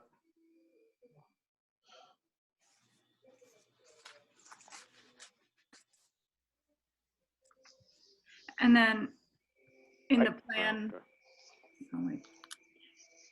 Can you guys hear me? Yeah. Yes. Yes. So in the plan, then it's next year that Lou's truck would be replaced. Correct. Yep. 2022. That is the request. Okay. And then the 2000 GMC would go away, and then Lou's truck would become the spare truck All right. So the GMC goes away next year. next year. Yes. The bottom line is you're looking for 2 big dump trucks in 2 years. Basically, yep. And then another one. In 2 years 2024. Yep. And that's on a 10-year cycle from that first one. That's because the 2007, we've now gone well over the 10 years.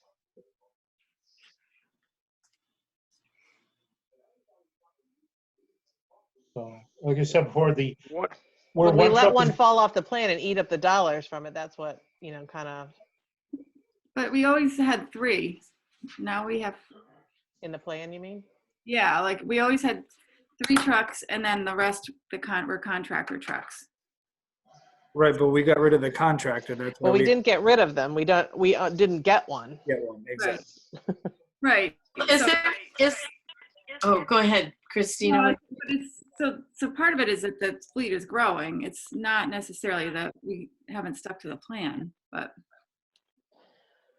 Does it make sense? Let's say we pushed out a truck from next year, right? And pushed it farther out. We still would have 3 trucks, right? We'd have the new one, we'd have the one that Jeff is in, and we'd have the one that, the brand new one that Red had. If we went back to 3 routes and had 2 contractors, does it make sense for us to bump up the amount we're paying for contractors? That's what I was thinking. That's what I know in Troy's budget, he's asking for 2 additional staff. I can see the benefit to that as well. So, at some point, this is going to converge, this request is converging with that request. But if we don't get, even if we increase our price and we don't get anything from that, we're back to how do we, do we increase either our plow runs with the staffing and the trucks that we have? Well, the price though is pretty out of step with the going rate, the way you guys were describing it Saturday. It's like we've been paying, what is it, something like 150 and everyone's charging or paying 200. We pay 125 right now, and the people that are plowing for the state are between 190 and 210, and they have a retainer fee. Well, I'm not exactly sure how much, but they get, say, like $5,000 a year to be on their staff, ballpark figure. And then whether it snows an inch or it snows 10 feet, they get that no matter what. So if it wasn't supposed to snow, they get a fee no matter for what their time is for that contractor. So With the state, and we only pay if they go out. yeah, we only pay when they go out. That's it. Yep. one good thing about an economic downturn is people start getting desperate again and look for work. So somebody might take that contract again. Now, when you put that out to bid, Hope does so. does the town set the initial rate, or does the people bidding on the job offer you a price? Last year when we did it my first year there, it was what the rate was before. And then when it came this time, Larry went up. He went up like $25, I think it was, and that's what he was. And if he didn't get it, then he wouldn't do it. So he kind of named the price when it was. So what was that price? I think it was 100 before, and now it's 125. Okay. Or it was like 105, I think it was, and then he went to 125. It was something like that. I mean, using the word bid makes it sound like the person Yeah. bidding on it offers you a price. Yeah, Versus, They do. versus you offering a job at a set dollar amount. Right, but now we don't have it in our budget. If we do it for $200 an hour, then that budget is going to have to go way up.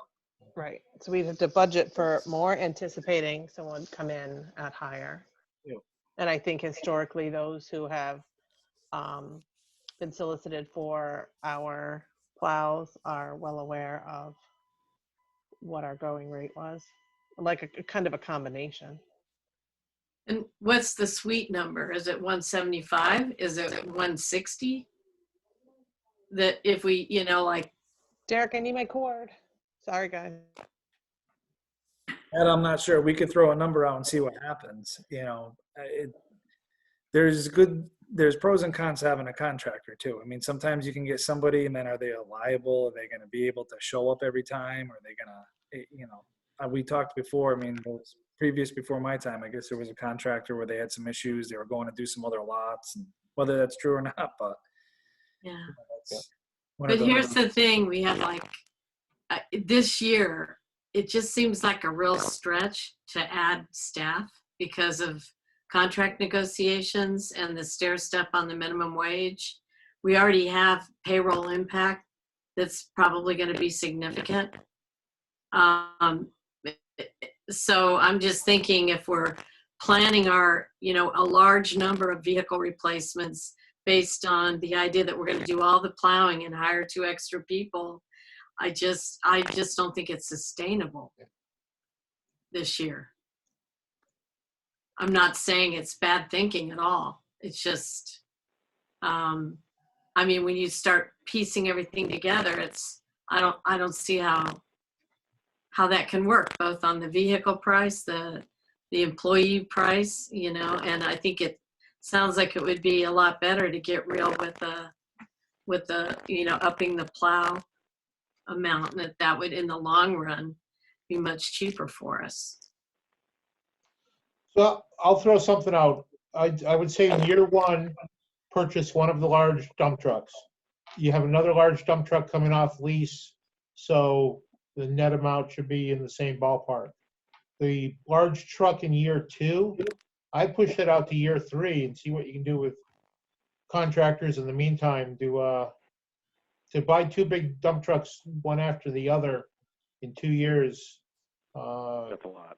Is a lot. And it's, And I know those problems predate the current management, but from the financial side of things, you know, and I know they probably stacked up and so on, but buying 2 big trucks 2 years in a row out of Public Works is tough. Let's get the one in and deal with it, you know, next year or the year after. But I wouldn't guarantee a second big truck. But in this next time year. next year, we'll kind of know where we're at, right? We will have done a bid, a 2-year plow bid, and we'll know where we're at with that for sure when we come back to the table this time next year. So maybe we put it in year 3 now, and next year we may have to adjust based on what we know a year from now. What were you going to say, Christina? oh, no, I was just gonna say, we also bought a truck last year, so it'd be 3 years in a row, but. Right. Yeah. It's a lot. Yes.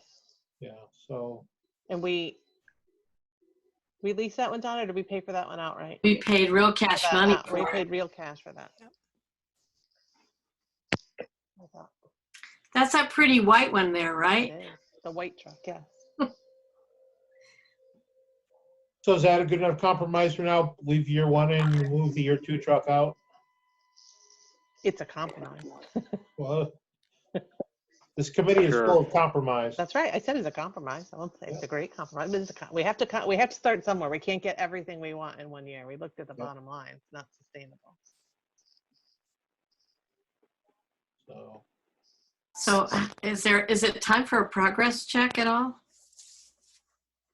Before we do that, can I take something else off? Can we start with a salt shed and leave the steep funds in year 1 and move out the remainder monies out? We'll move it out a year. We may move it farther, but at least move it out 1 more year. On the possibility that we might be able to adjust that plan, or Maybe.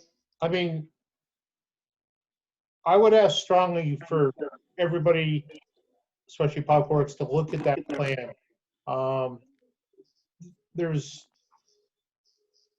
many options you can look at, and this thing is ballooned from the time I've been listening to this plan from like 120,000 to now 500,000. And you know, the goal is I'll have a year's worth of salt. And in my recent old memory, you ran out of salt once in the last 25 years, and that's because there was a statewide shortage. You know, what if you had 6 months of salt? You know, and yeah, it's not 100 by 100. Could it be, you know, 50 by 75? In terms of location, could you put it behind the Mid-Near Rock building, just up the hill? You know, it's flat, it's level, and you're not spending hundreds of thousands of dollars cutting into the hillside to have it 100 yards down the hill.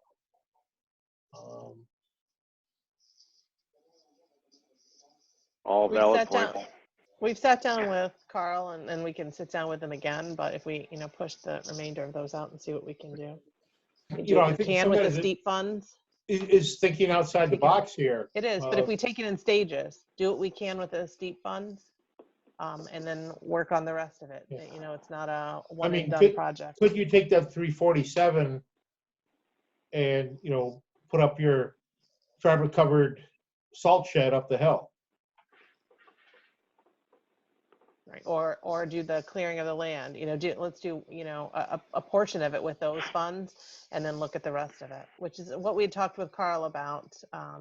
Anyway, I mean, they took 2 years to tell us we could use the funds, and they've now taken almost a year to give us a contract, so.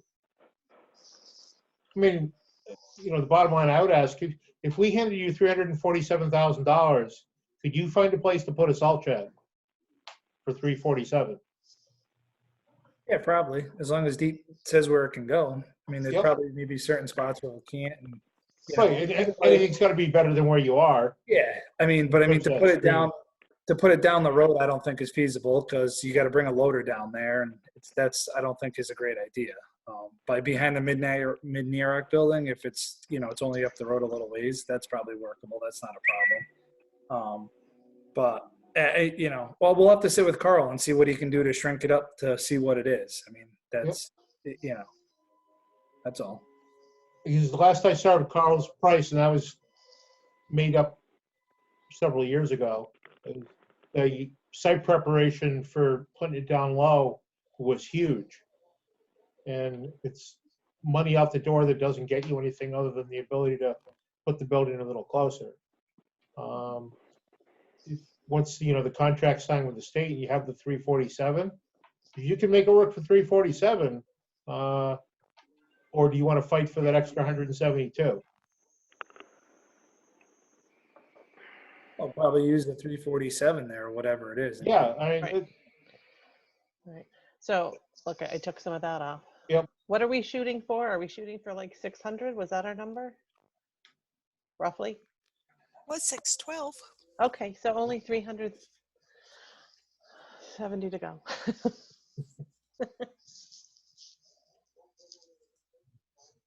okay. Was that it for Public Works?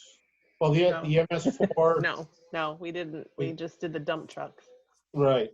So we're jumping ahead to MS4. Wow. I just offered you some that we were going to do a quick check-in at the number. And so Yep. I offered you 172 before we looked at the number. Yep, that was good. Made it prettier. That's better than going the other way. So, Stuart, did we make a final determination on which truck we're leasing and which truck we're pushing out, so I can just get that on paper? Yes, the 12 we're leasing. Yeah, so leave the one there in year Yeah. one. Yep, okay. And then the Okay. one that's one line down and a year over, Yep, move that out Year. one more year.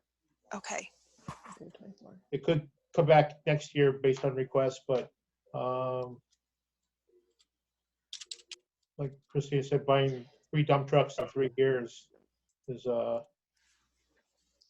If only the town had played the Mega Millions. yeah, there you go. I wouldn't spend it on Public Works. I said the town. I didn't say any one of us individually.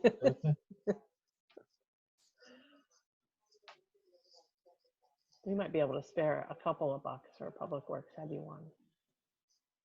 Okay, and can you review on this 2011 F-350? So that's Troy's truck, right? So is that?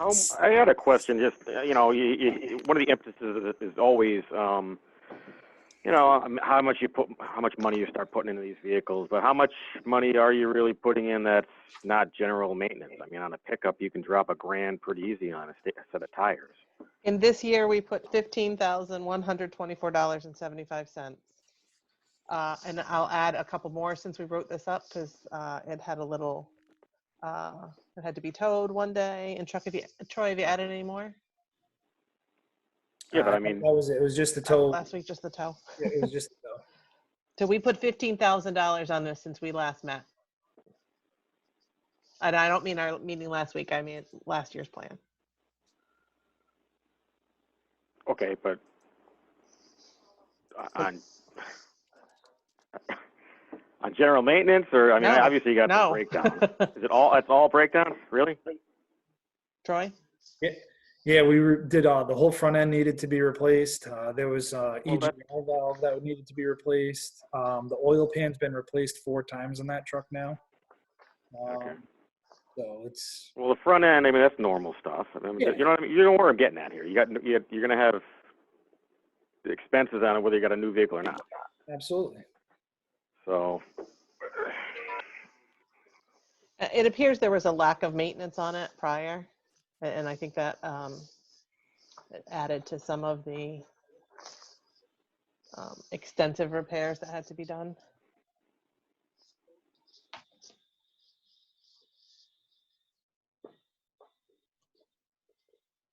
And Troy, what's the plan with your old truck? What are you gonna do with that?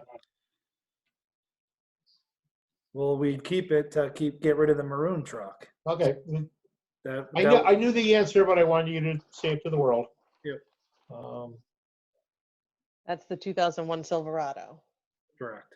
That was a beautiful rusty bucket.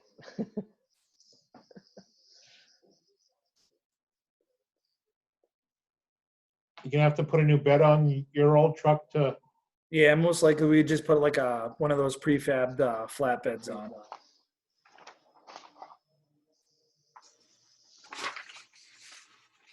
And this was one of those things I think we talked about last year, Stuart. Did it make sense to purchase outright as opposed to lease and tie up funds? But whether or not that's doable with the amount of dollars we're talking about. yep. That's generally always better in terms of, you know, Mhm. little on paperwork wise, the interest expense and that sort of thing. But we gotta have the cash around to do that. So. is there any You know- reason why we're always buying Fords instead of Chevys? Fords, I think, are more heavier duty than the Chevys. Okay. Are you a Chevy guy, Jeff? I am. I've driven Chevys all I've driven my entire life. I know that sounds weird, but Notice most of I'm the from a ladies Ford that- family, so I guess that sort of. I'm from a, if it starts, I can drive it family. I'll let you guys pick what you want. Oh, My experience- I don't. My experience has been you know, for my personal vehicle, I drive a Chevy, I like it, I'd buy another one. But for a work truck, then I'd go with the Ford. And just that's been my experience. And I suspect the dollar amount isn't all that different between brands A, B, and C. Donna, you all caught up with your magic? Think so. Okay. Could I just Um, ask you guys about, did you have any thoughts about what Orlando was talking about in terms of some really good, not new purchases, like not very old, but you know, from, I don't know if it's kind of government surplus kind of vehicle purchasing? Is that I something? mean, I said that last year. Everybody laughed at me. We didn't all laugh at you. I mean, we I mean, are there's now, plenty which of, is bad. you know, you may not get something in a big international, but when you're talking like, you know, your Right. I think I bigger heard them, pickups, I heard these guys say gotta- it's kind of hit or miss, right? There's usually a reason that someone has, well, no, but there's Put it onto there's there. plenty of vehicle, you know, trucks, big trucks that are leased for a couple years and go back and have low miles on them. We probably were not used heavily for work. That could serve us quite well. So here's my experience with auctions. I watch a lot of the auctions, and I'm Orlando. not even talking about an auction. I'm talking about just something that was leased new at a dealer, I think we certified pre-owned, whatever you want to call it. but I think we talked about paying more for those than the state bid price on the kind of vehicles that we were looking at. If you were to go buy a brand new F-350, I think it wouldn't be 40. What are we looking at? No, but if you bought one that's 2 years old off a lease, You're still going to pay more than Than 49,000. new for the state price, the state bid price. I went Are on. you? I spent some time over the weekend on Gov Deals just to see what the latest stuff is out there, and I did a 100-mile radius. Now, you certainly can go further for the right thing, but I did a 100-mile radius, and there was plenty of stuff. There was a lot of public works type equipment, but all of it was like the stuff that Troy is trying to get rid of. It was the stuff that Troy will soon be putting on Gov Deals to get rid of also, unless he trades it in maybe. So you're just buying someone else's worn out thing in a lot of cases. There were some outliers. Maybe an institution closed down or they changed their fleet over or something. But those seem to have a huge interest, and there were a lot of bidders. If you look at the amount of bidders and how fast the increments were going up, the nice vehicles were getting a ton of attention. I think the opportunity to get used at a good price it's possible, but I think it's pretty rare.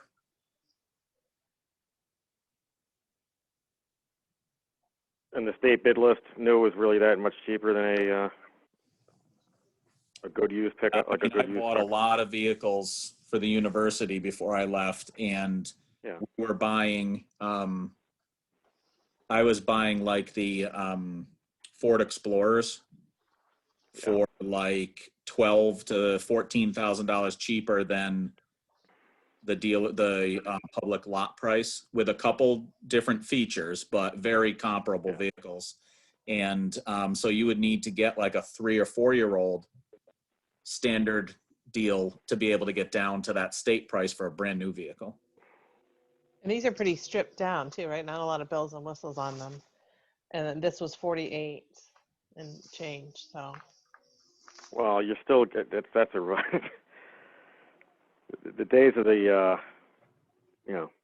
crankers and 3-speed in the column, that's gone. I mean, you're getting. Well, yeah, but I mean, you're You're not getting all the getting, bells- you're bells not and- getting all yeah. of the things that you would get in a vehicle you or I would purchase and then turn over off lease is what I think you're talking about, Jeff. So that would have a lot more on it, which would bring the value of it up. Yeah. Well, don't put me on that because I'm not buying anything. I'm not buying anything. There's a gentleman on my street that does, but you know it's not me.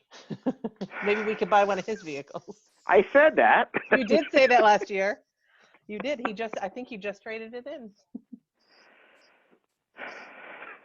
But I don't think we wanted to pay his price either. Yep. All right, moving on. Yep. Moving on. I added in the 2 lease payments, and now we're up to $1 million.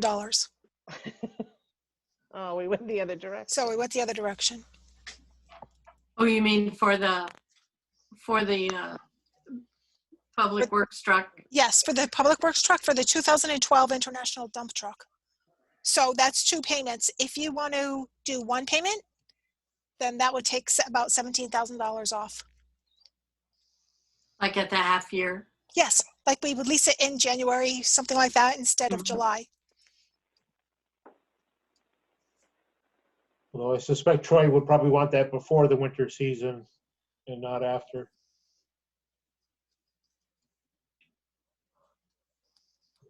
Yeah. Here, I'll throw one out. The bucket truck, $100,000. I was just gonna say that. That's got to go. Got to go or push it out? Got to go. I think we said got to go last time, but I understand the concept of it. However, if they're so short-handed now, in terms of getting projects done, of being able to only do, 6 catch basins instead of 12 for the year, how can you tie up your personnel as well as the extensive training they would need, I suspect? I'm not sure any of the present crew has quite a bit of time in a bucket truck. So it isn't just the cost of the truck, but it's the training, it's the annual testing requirements for having a elevated boom. If you wanted to work it backwards a couple years from now and you had a couple more personnel and you have more time to do projects like that. I know you hate to spend money on the current contractor because it's, in theory, money out the window that you give them $14,000 and, you take down a few trees and you're right back to where you started, it seems. There's plenty of trees in Wellington. But I think that $100,000's got to come out both budget-wise and operationally. Anybody else with a thought? Great. I'd almost like to see more money going towards the contractors to even make a special project if there really are like some areas that need to be taken care of. Because there have been years where CMP has come in and done huge, $1 million worth of work. And then there's been lots of years where they haven't done anything. So anything that we can do that just sort of keeps us moving at it, I think would be good. And even if it's just paying contractors some amount every year, it's a sort of routine, but I don't know. That's, And part of that line item, I'm sure people correct me, some of that is set aside for emergency work of some, imminently dangerous tree that's either has fallen or is about to fall, and, you didn't predict it. But if you could get that budget line item a little higher, you could actually plan to do your removals of certain dangerous trees ahead of time. And my experience with that is you can generally negotiate a better price, especially in the middle of the winter.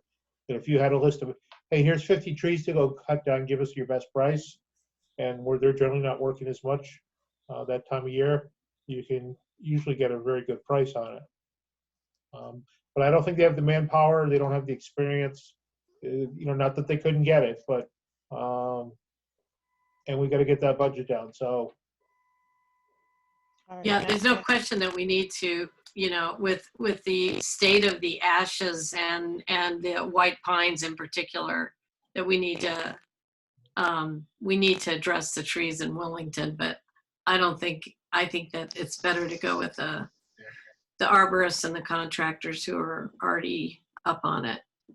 And believe it or not, we're in better shape than some towns. I talked to the selectmen in Canterbury and Scotland. They each have over $1 million of removals to do that on local roads because of the way some of the different blights hit down there. The gypsy moss really killed a whole lot of stuff on top of the ash boards. And, they have $1 million hanging over their head. Could always be better, could always be worse.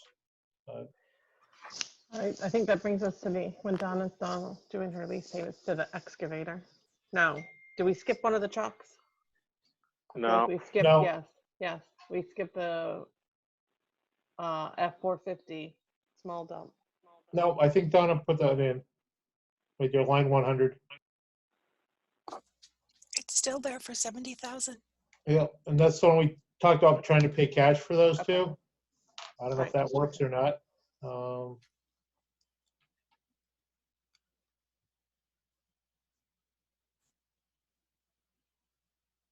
and is the yellow truck considered a dump truck or a pickup truck? That's a dump truck. It's equivalent of the small dump truck, more or less. It's a little smaller chassis. They paid $4,700 for it. No, I know. I'm just It's a dump truck, Christina. It's not as big a plow as ours, and not right. but it is considered a dump truck. I'm gonna fix it on my slide. I'm gonna put it in the right. Yeah, because today when we had to use it, it meant the person who was in this Right. That's what I 450 figured to couldn't say. drive it. Yeah, so it's a CDL thing. So okay, I'll That fix was only $4,700. That sounds like a bargain. It was a bargain. 47, Yeah, and they probably could have gotten a little bit more. It was someone Troy had knew in the town that was willing to sell it to him for that instead of trade it in for a little bit more. So as a spare But- truck, even though it looks horrendous, for $4,700, it makes for a great spare. And again, yesterday when the It other looks one. horrendous. I thought it looked great in the picture. Oh, in the picture, it looks Yeah. great. It does look great in the nice picture. yellow truck. It is. A good photographer took that. But, it had to be used last night when the other one died on Hancock Road, so.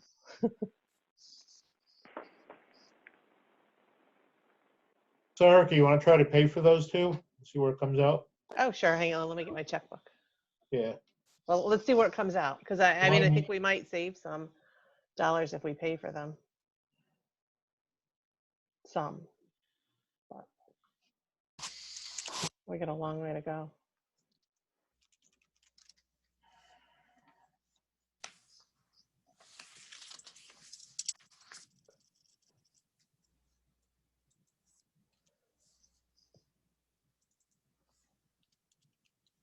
So does that take it out of the plan, Donna? Oh, well, We're keeping it in the plan, we're just paying for it instead of leasing it, I think is what he's saying. Yes. okay. Like, I wasn't really getting my checkbook done. That was just a joke. But How pressing is the stormwater mapping? I know it's been pushed out year after year. it's already, we missed the deadline. Are we making progress? I believe we're making progress. We're working towards it. We're What surely progress would that be? working on funding. Uh-huh. That was, Have you identified anybody that can do the work yet?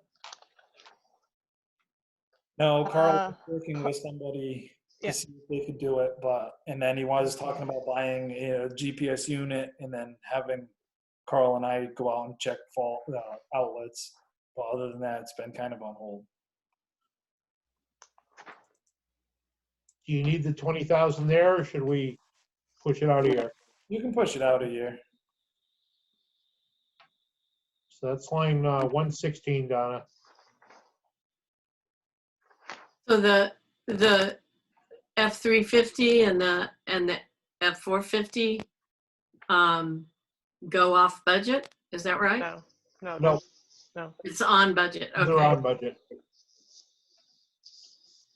If we don't have enough money, we have to do the lease thing, then it gets juggled around a little bit.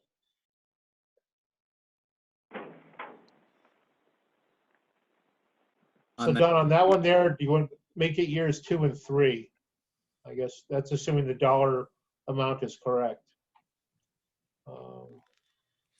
On the mapping, I know I asked before and it's probably been answered and I just don't remember it, but did we ever find the gas speed data? And was it worth anything, or was that all wasted time? I believe that was, when I talked to Carl, that was kind of a waste the way it was. It wasn't what it originally was what you were talking about, Mike. Okay, so the like 2 years that we listened to a previous foreman saying I need all this time and I need all this help and we can't do other things because I'm going around mapping all this stuff was essentially unusable or wasted time, basically. Yeah, pretty much. Yep. That's great. I mean, I believe the data collection was done, but it was just on a map, a paper map and a piece of paper kind of thing. And I'm not sure it ever got entered anywhere that, I never saw any end product come out of anywhere, I'll put it that way. And I don't even think that they were Can't be totally worthless, could it? I mean, come on. they weren't even collecting like all the data that they would have needed. No. I just was hoping that whatever data that had been collected could be overlaid into this and speed the process. But apparently not. You'd think, but But you'd be wrong. yeah, I'm not sure it was ever electronic. Is the problem. I think it was pen and paper. Yeah. And then it was lost. Yes. Probably. So All right. the Talmadge property, is it really almost net $100,000 to do that? If they get a grant. So the grant hasn't opened. They believe the grant's going to happen. I believe that's what they said. So Right. there's no guarantee that there's going to be a grant and no guarantee that they will receive the grant. But they seemed pretty hopeful about it. Mhm. I mean, I didn't think it was a real long shot. That's sort of a false positive, right? In our bottom line. Well done, Stephanie.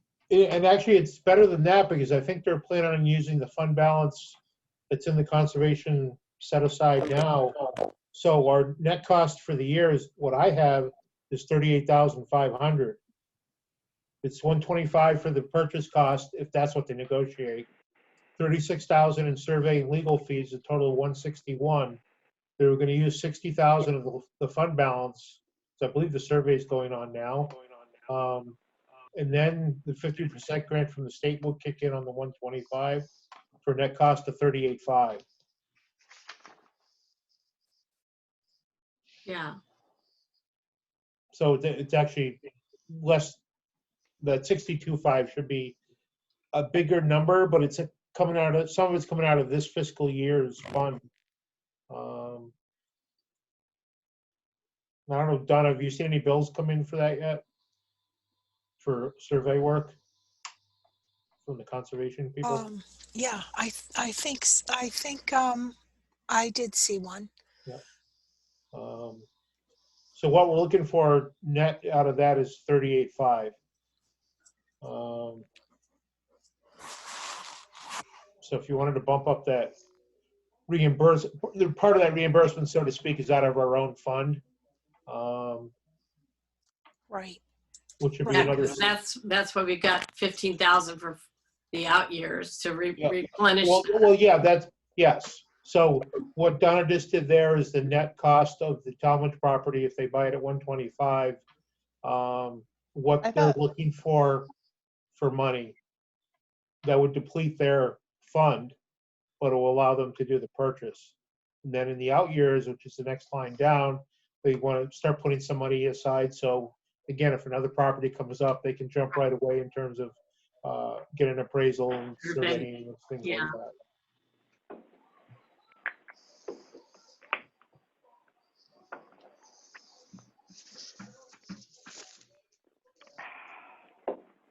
Okay. So what we risk is leaving this in the plan and then there being no grant opportunity, right? Yeah. I just thought that the number was too large. I mean, it was, you know. Yeah. I see, because they had 161 total.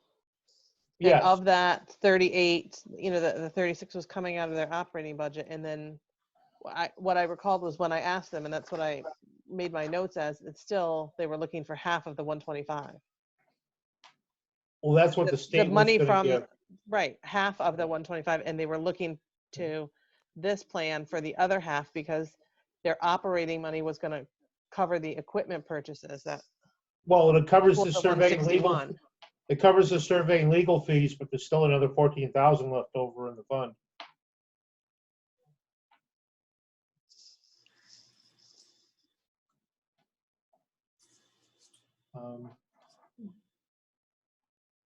I know times can always change, but I think the state's been pretty consistent about funding those open space grants. And this one's rather unique that it's contiguous with some existing open space. Right, that's Yukon. So Yeah, yeah, and there's the one state's of the gonna be previous happy stuff about that Tom that. bought. Yeah. There's 3 or 4 properties over there that are all kind of classified as open space now. It isn't like this is 16 acres, in the middle of somebody's backyard. Can This I expands upon the. Can I jump in for just a second? Mhm. We've, do you think at this point in our meeting, we'll go back to anything public works related? Troy would like to jump off the meeting as he's been up since 3 a.m. Unless I think we're going to go back tonight. Biggest decision left, I think, of that is buying the excavator or not. Do we rent one for the 3 months a year to see how it goes again, or do we go out and purchase it outright? And is there going to be, sorry, he said his computer died on top of it. Is there going to be, if we put the money for rental into operating budget, is there going to be support for that? Now, you had some money there this past year for rental. What do you say, 3 months they rented that? So Yeah. this isn't, I know, 2 months. was it 3 whole months? It was at least 2. I'm not I- sure what it ended yeah. up working out to. I would. I think he definitely was talking about it pays for itself after 5 years because it's about 14 grand a year or something in rental. And to me, that sort of argues to push it out some because it's going to be like 4 years before it pays for itself anyway, Well, even if it works out that way. Right, let's push it to year 2 to get out of year 1, and then we'll talk about it. And I'll I'm tell actually him- in favor of this to shock everyone. They're handy as hell. So Well, what's interesting, Jeff, and I support that because I've seen what they've been able to do with it and also saw what they weren't able to do. We got lucky this year in the summertime when he had it. But that's the key time when our staff likes to take their vacations too. So you're working with a limited crew to do some of those jobs. But if, he had been able to, if we had our own, the things they can pick up and use it for, our tremendous. The number of things that they utilize that machine for come in handy. And you're stuck to a time if you rent it. And then so we could rent it for a month and have a really crappy rainy month. It's, there's a gamble there, but I think there are more uses than risk. And there's a compromise in between where if we leased it, it would at least soften the blow for the 1 year, Right. and at least you'd have use of it. So, But if we push it out 1 year, we kind of put ourselves back where we were last year. If we look at it that way, look, I'd advocate for buying it, but we can't get everything in 1 year. And it puts us back where we were, see what they could do with, really show us some more progress on the Village Hill project by renting Agree. it. But I agree with that. recognize that he may or may not be able to do that depending. Right. Let's hope for a rainy month, whatever month we decide to rent it. I don't want another drought, so I'll be cautious to say So- no rain at all. I mean, so we're buying what, 3 or 4 new public works vehicles in the first year. To me, that's, I think we have 3, which is what we had last year, and we didn't purchase them. yeah. Yeah, Oh. that feels generous to me. Agreed.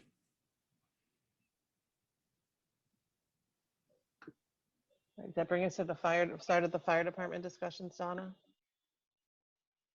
Yes. So it's just this one. So you already have the replacing a vehicle and surveying property. there'd be 4 altogether. So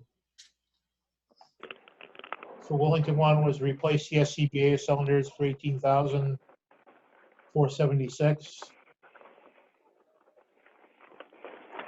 And you're Yeah, saying line that one. comes off Fund 17? Yep, and then the fit test machine, which was a combination request. The fire station engineering, which would be a continuation of the plans that they've drawn up already. Wellington Hills response vehicle, and surveying our architecture of 25 Old Farms Road. Anybody have any comments or questions about any of these? Yeah, I'm gonna put my hand right on the hot stove.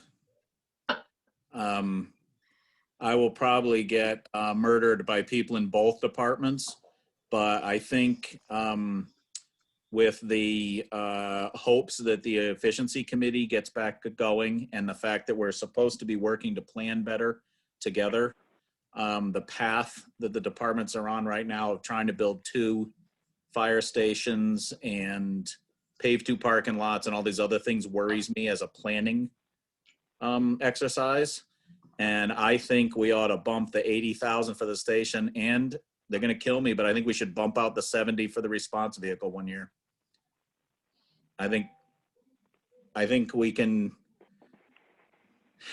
I'm not taking sides. I'm hitting both departments. I think we should do better planning. I agree, Mike, and as much as I hate to see, I think there's so many things that need to be done in an addition for our paid staff. We saw the conditions down there, but I'd I agree. also include the $10,000 for surveying at 25 Old Farms. There is no plan to put anything from the town's perspective right now because we're still having those conversations. The department chose to make a private purchase right now, and I just don't know with some of the conditions of our facilities, our schools, the town office building, our vehicles, that we can afford that right now. I mean, we're still looking to cut another 100,000, and we were talking about whether or not it was important to do fire panels at the schools, but we're gonna survey a piece of property. Any next move zoning's going to require the survey for. But I whether or not that's on the town to pay for, I think is up for debate. Well, yeah. I would agree with that. I think, we're talking about $10,000 versus $150,000 worth of stuff. And to be honest with you, as a planning exercise, the drawings I saw for that new fire station are beautiful.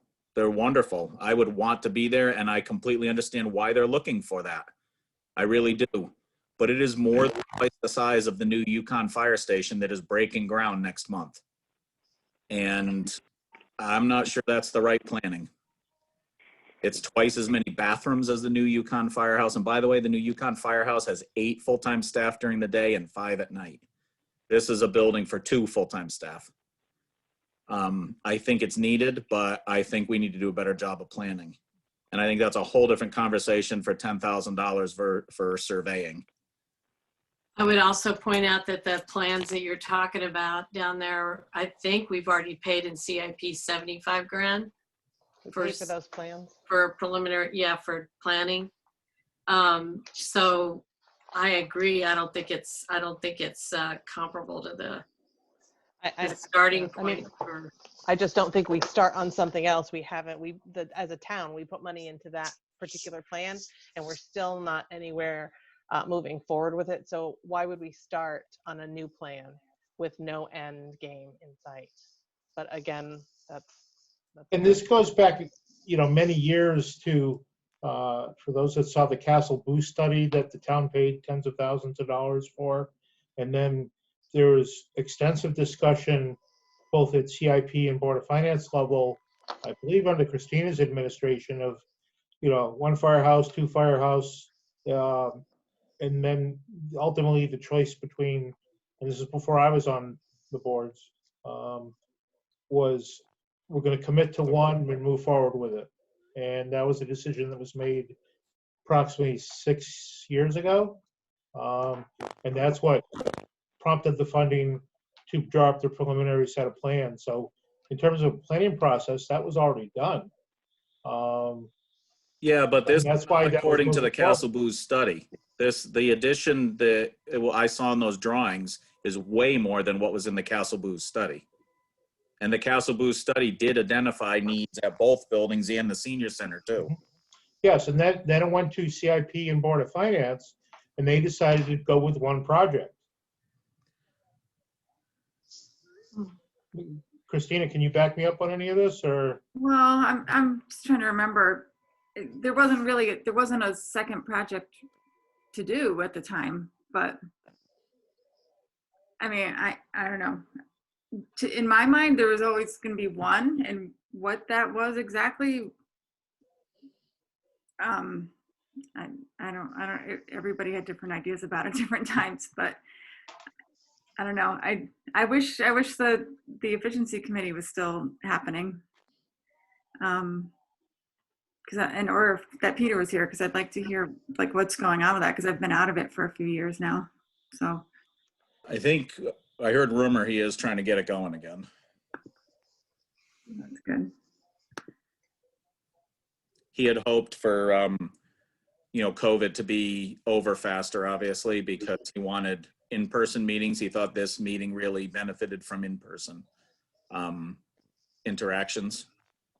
And I think the reality is we can't wait another few months for COVID to get straightened out. Something's got to get moving. I know Alex is trying to unmute himself to weigh in as one of these is a project from his department. Is he only on the, I think he's only on the phone, so I don't know how he unmutes. Anyone? Doesn't the moderator have to do that? No, well, it's a phone, so I mean, I can ask him to unmute, but it's not like a computer. And he can hear us, so he can hear me asking. Is it *6 by any chance? Try *6, Alex.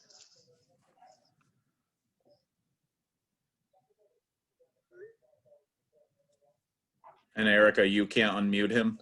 No, all I can do is ask to unmute. Well, hold on. I'm gonna unmute everybody.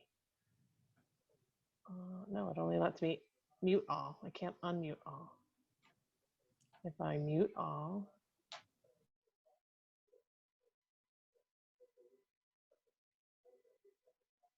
Now you're all muted. Nope. Now you all have to unmute yourselves again.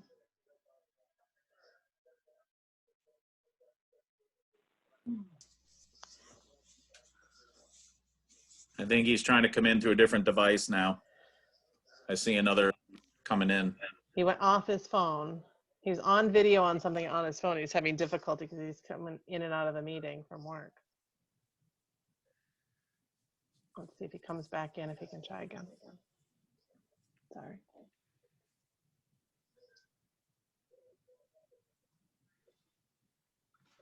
What's our number now? 777, I think. 777.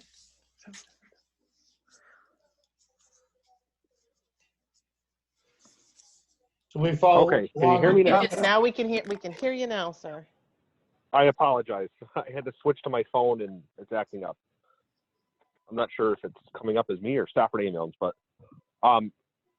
as far as the efficiency committee, we've tried going through the efficiency committee. We met for a couple of months and made no headway. Everybody saw the conditions of our station when they were down there. I'm not saying the plans that we have are what we need, but we need to make the next step so that we can try to get something concrete as to where to go. If that's revising what we have to us, something different, then we need to do that. But I don't think pushing it out is going to, with what we've seen with COVID this year, I don't think that's a good option.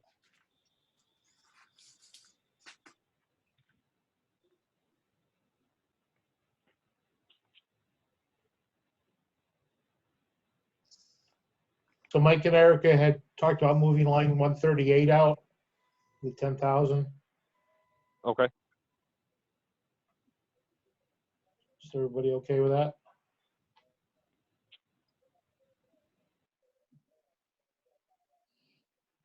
Sure. I think it's, So that moved the fire station addition engineering out, the response vehicle out, and the survey and architecture out. Yeah. Like, correct. I don't know if there's anything above the ambulance. Carrie, you still with us? Is it a lot? I can't hear you. But I thought we were at 777 and we moved out like 150. Because I think those were off. Were they off budget, Donna? They were off They budget. were off budget. They were coming out of the recovery money. That sucks. So You guys hear me? Yeah. we can now. Oh, okay.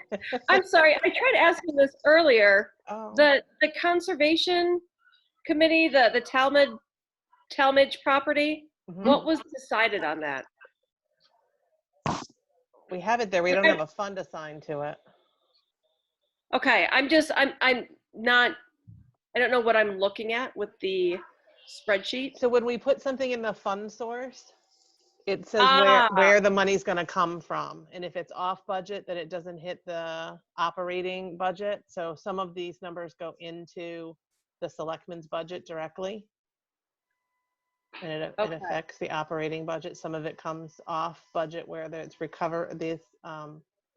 Fund 17, which is those ambulance funds, or LoCIP money, which is state funds. So Fund because 4, which there's is the, nothing written, like for example, on line item 119, Mhm. where it So says Donna's funding putting one source- in now. Right. So because there was nothing there, it means we didn't decide anything. Is that correct? No, we're deciding to leave that in. Yeah. We So are there's two parts to that. One is what's the dollar amount. The second is where is the funding coming from? That's what Donna just put into, okay. doing that in, that's where the fund source is. So local funds, that means what? That means this pool of money that we're drawing from, the 612,000. Yes, well, typically speaking, yeah. Money that comes directly from Wellington's taxpayers into the kind of the capital expenditure side of things. All right. Okay. I got it now. Thank you. So I think that brought us to the last of things in year one. Can you refresh my memory, Don, of what we did with the school project since we started with those about 5 hours ago? Mhm. Yes. Yeah, so Did we leave in the fire panels or did we move them off? I moved them off 1 year.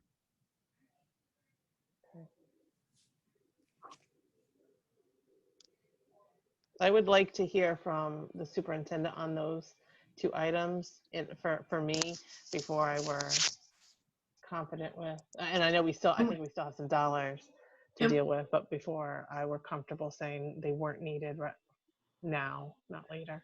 We have the window replacement. Would he prefer the fire panels over that? Was the window replacement in year one? It Yeah. says 87,000. Did we skip right over that? Yeah. Yeah, and I had made my own little notes on my sheets, and I had put a priority with the fire We sure panels did. because I think that, it's directly life safety. Okay.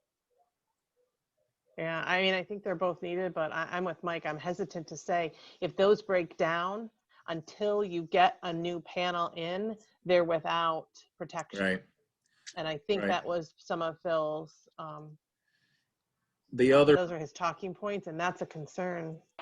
yeah, I think you're right, Erica, about that. And the other thing with that, which may be a plus, is I really believe we can get them cheaper than that. So the project in the end may come out, we can't plan it that way, but the Right. project may come out cheaper than that anyway, which is probably all the more reason to get it done this year, make sure we're keeping the students safe by upgrading the panel, and then maybe we get it off of the program and not spend quite as much money either. Right. And to the conversation of whether or not this project would need to be done if it weren't a school, there's still the possibility that down the road the town would use these facilities in some way or another, and that fire protection would be important. I think Stuart asked the question, could the town use Center School? I'm sure we could find a use for it. Who wouldn't? And it would still need protection if it were used as another town building. So it has value replacing that sooner, not later. But the thought of it, not being replaced for a week, and God forbid that be a week something tragic happened. And perhaps the question for Phil would be, I know he discussed the center school panel not switching over to the battery when the power goes out, which I assume is more than a battery problem. I would have hoped he would have changed the battery if that's all it was. Yeah, I'm sure it's a power supply. Yeah. If it's could you split that and do center school in year one and hall in year two? If hall is still operationally 100%, if something did happen to the panel, you would be back to the Board of Finance for some money, but that's what Public Works did last year, I believe, for that dump truck, that, hey, we need this thing now, sorry, we can't follow the plan.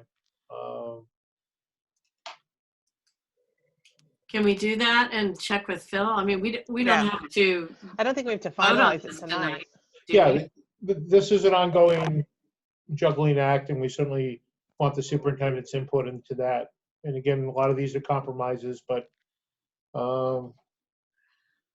we still got 200,000 to come out. I know those windows are real energy inefficient, and with COVID and everything, it's not a good idea to keep putting those off. But could anyone remind me why is it moved up because of the COVID thing or not?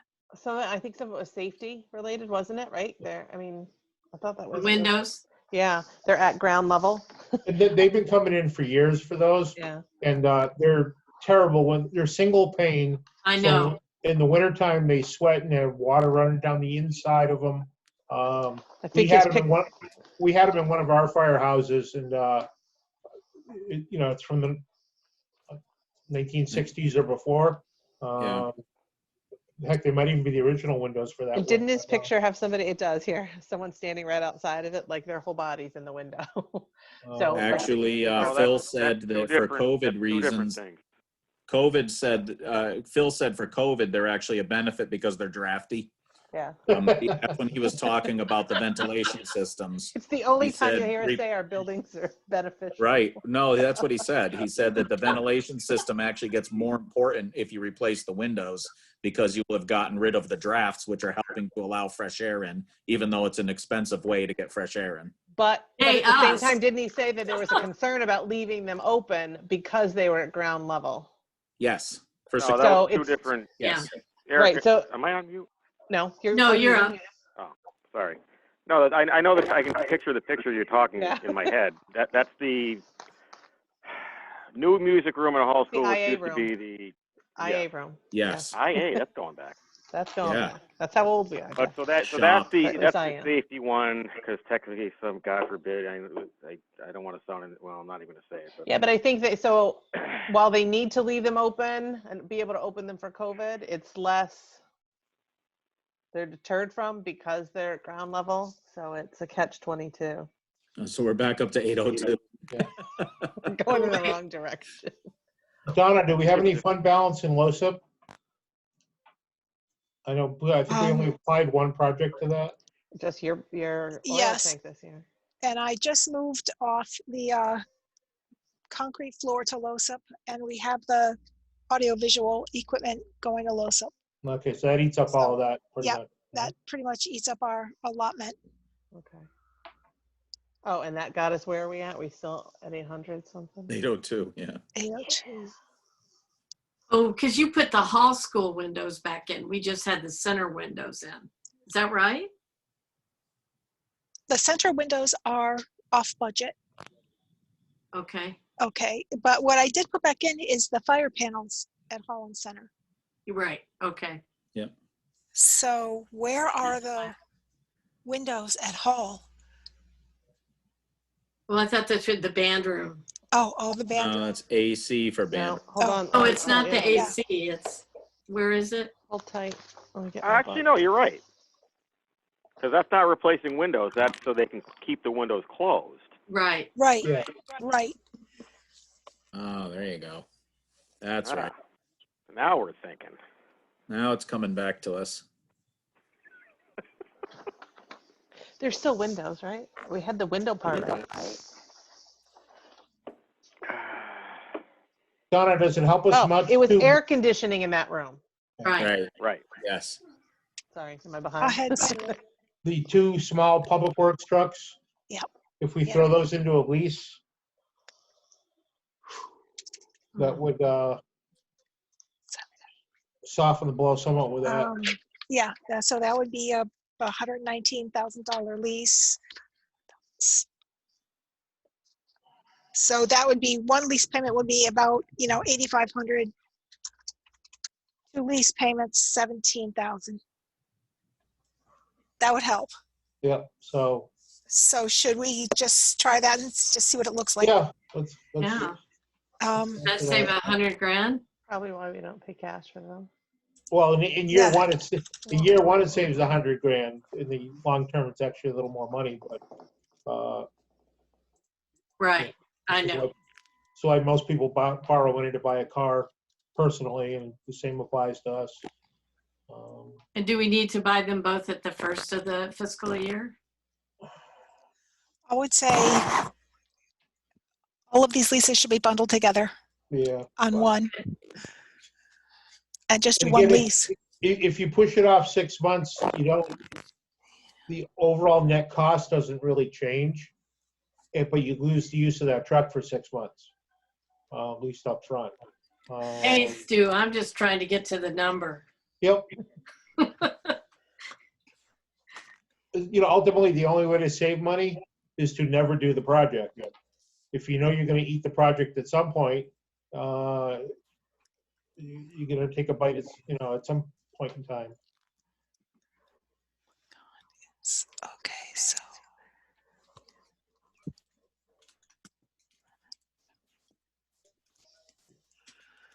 That's not true, because if you don't replace the fire panels, you could have a horrific fire, and that's a lot of money.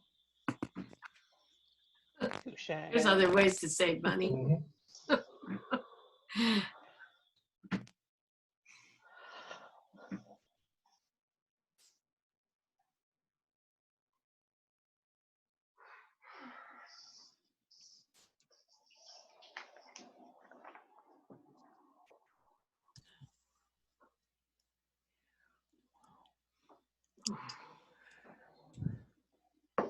Thank you.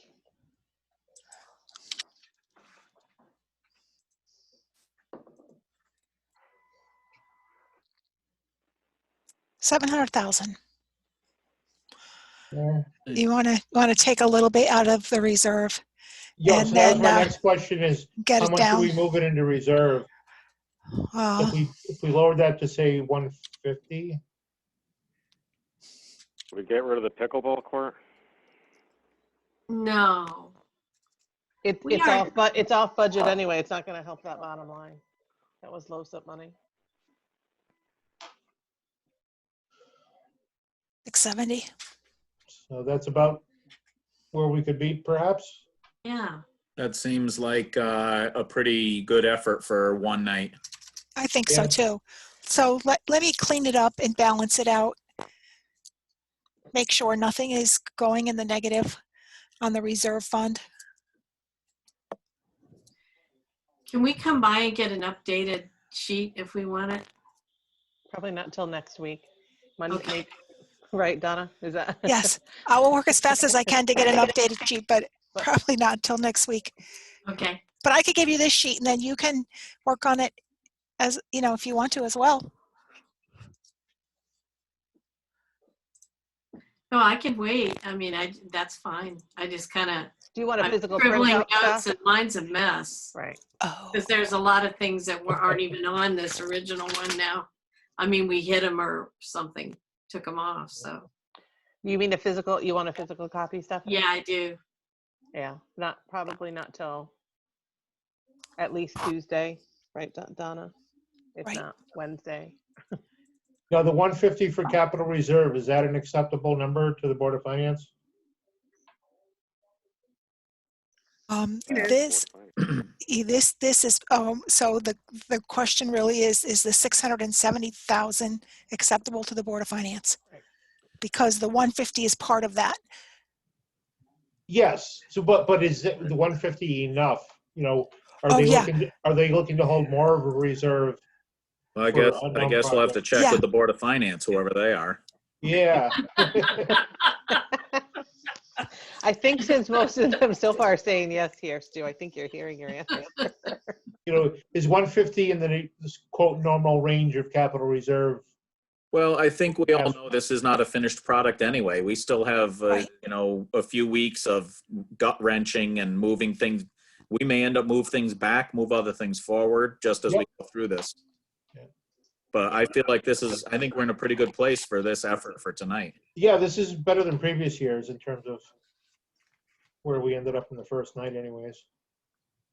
Would it be possible for me to share my screen? Because I just updated Yes. my slides with all the equipment and I want to make sure I have it right, because with all the fire trucks, which there wasn't really anything there, but You should be able to share. okay, let's see.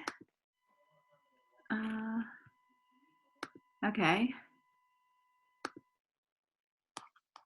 I'm going to just enlarge this. Where is it? Okay. So in terms of the dump trucks, we would be replacing this one in 2021, which the old truck would replace the 2000 GMC spare, which is up here, and it's retiring. And then this one would be replaced in 2023, and this one in 2025. And this one just is sort of hanging out here as a spare. Yeah. But, is that right? Yes, I would Okay. say that beautiful yellow one, when it goes, it goes. Yeah. And then this is actually what the pickup fleet looks like, because I took the yellow one, shouldn't be in here. And so what will happen is these two both get replaced. This one retires, and these basically both are still in the Right. So Troy's You have- truck will get a new bed on it and it'll take the place of the purple truck. Right, which is the 2000 GMC she has down at the bottom. Yeah. Oh yeah. Silverado. That should say. Silverado, is it? Yeah, that should say And Silverado. it's up at top. Yeah. Silverado. And then Mhm. And then here, there's nothing that changes with the equipment. And then we had, the service vehicle is not in the plan, or it is in the plan? I think we've Got just pushed pushed out it a off year. to year two. Okay, I'll put a little more. That's the one I just put my hand on the hot stove with. Yeah. Okay, and then there's nothing with vehicles on this No, slide. because they pushed the ambulance out one year. Okay. Guys, I've got to go check my stove again. I'm sorry. I'm going to jump and run. The one you're going to put your hand on? No. This is the stove that's been smoking up the house. Okay. All right. Good luck. Hi, Mike. Yeah, that looks right, Christina. Okay, I'll send that out to you guys. Okay. Thank you. Welcome. All right. Are we feeling done for the night? I think so. Yeah. I think we did we certainly did a lot of good work. Yep. So it's up to the department heads that had a project chopped if they wanted to participate next week or submit something in writing this week to let us know why they needed something that we cut. We'll certainly listen to them. But I think in the first night getting through year one, I think last year it took us 2 nights to get through year one. So I'll consider that a good thing. Mm-hmm. Donna will update the spreadsheet and get that out to us as soon as we can. Read the minutes from last week's meeting so we can approve those at the next meeting. Stuart, I emailed you the link to them if you want to send that to everyone so they can get them quick. Okay. So I think that's it, unless anybody else has anything, any other questions? No, I concerns? think it was good. Thanks, everybody. And next week, you want to continue looking at year one and start working on years 2 through 5? Yeah, we'll the see if we agenda have any purposes? input. We'll see if we have any input on the year one requests. We'll Let's start take a working on it. We'll let the department heads know what got approved, what didn't. And go from there. You know, really the question is, does something that we bump to year 2 or further, you know, are they going to jump up and down? So this has to be year 1. And if they can convince us, great. And if they don't, that's okay too. And then we're onward and upward to the other years. The further out they go, the less we try to balance them, shall we say. Because some of the road projects, you know, if they could get it, if the town could get an excavator and do $500,000 of drainage for 100, well, makes sense to me, but I'm not sure they can accomplish that with the manpower and time that they have. That'd be the biggest win of, you know, trying to get Lower Village Hill, which has been on the plan for 20 plus years, probably, ever since they built the bridge. You know, and that's always been the thing every year. Let's push it out. But at 250,000 for that one, and I think 300 and something for Schofield. How do you do that without, you know, do you float a 20-year bond for something like that? Which has been done in the past. Back in 1990, 91, they rebuilt a whole bunch of Moose Meadow Road. As crappy as you think as Moose Meadow Road is now between 74 and Jared Sparks, it was a lot worse. And they floated a bond for that, and they added 2 fire trucks to it. You know, and is that the way to go in the out years? And the school thing, you know, that's a big decision and a big funding nut, which may be handled completely separately. But we gotta wait to see how that committee goes. So that's, I think, all I have for tonight. I just wanted to say that I really appreciate the field trip and everybody's efforts on that, because it was really a learning experience, and I thought our hosts were really generous and, you know, shared a lot of information, and I just thought it was really good. I mean, one of them made us stay outside, so there was that, but Yeah. otherwise it was pretty good. And I'd like we'll to get do into- them for everywhere, but I think having them Yeah. off season will be more, a little bit easier for us to fit in right now. You don't So want to do it on a 15-degree day again? I can if the school will let us inside. But we talked about starting earlier next year in Oh, terms yeah. of meetings, but the summertime when the kids are not in school, or do a weekend, either one, of getting into the schools and seeing their projects. Some of you have been in the schools, some haven't. And being able to see that, may be helpful as well when you can see it. And Wonderful. Stuart alluded to changing the planning calendar, and so working on proposing a new budget process and planning calendar, and that would have CIP meeting in October, so that our work is done in November, and dollars that go into the budgets are prepared. So when we're looking at whole budgets, that piece is already done, and it takes some of the pressure off of this group meeting multiple times a week in multiple committees. And I just think it would be a little bit cleaner. So it means starting for departments, budget writers starting their process earlier. But if we get that out now, people will know. You don't mean meeting every Wednesday in October, I hope. Well, it doesn't have to be Wednesday stuff. Yeah. Well, no, but I mean, just but it could be every something week in October is worse than every week in January to me. So it would mean weekly, doesn't, It is. so. October is mean month. Everybody wants October. So just food for thought, that look for that coming soon. I'm all for it being sooner though. Yeah. Just if it can be a little less crunched, Yeah, I mean, look, if we looked at September and October and spread it out a little bit more, and maybe didn't we weekly, maybe we don't need as many weeks. But I think having it done, December is a tight month with end of year and the kind of reporting that needs to be done for those. So every month has a little something different, but starting this process earlier so we're not kind of doing it all on top of each other. Okay, I'll entertain a motion for adjournment. So moved. So moved. I'll make that. Everybody. So Jeff, All in favor, say aye.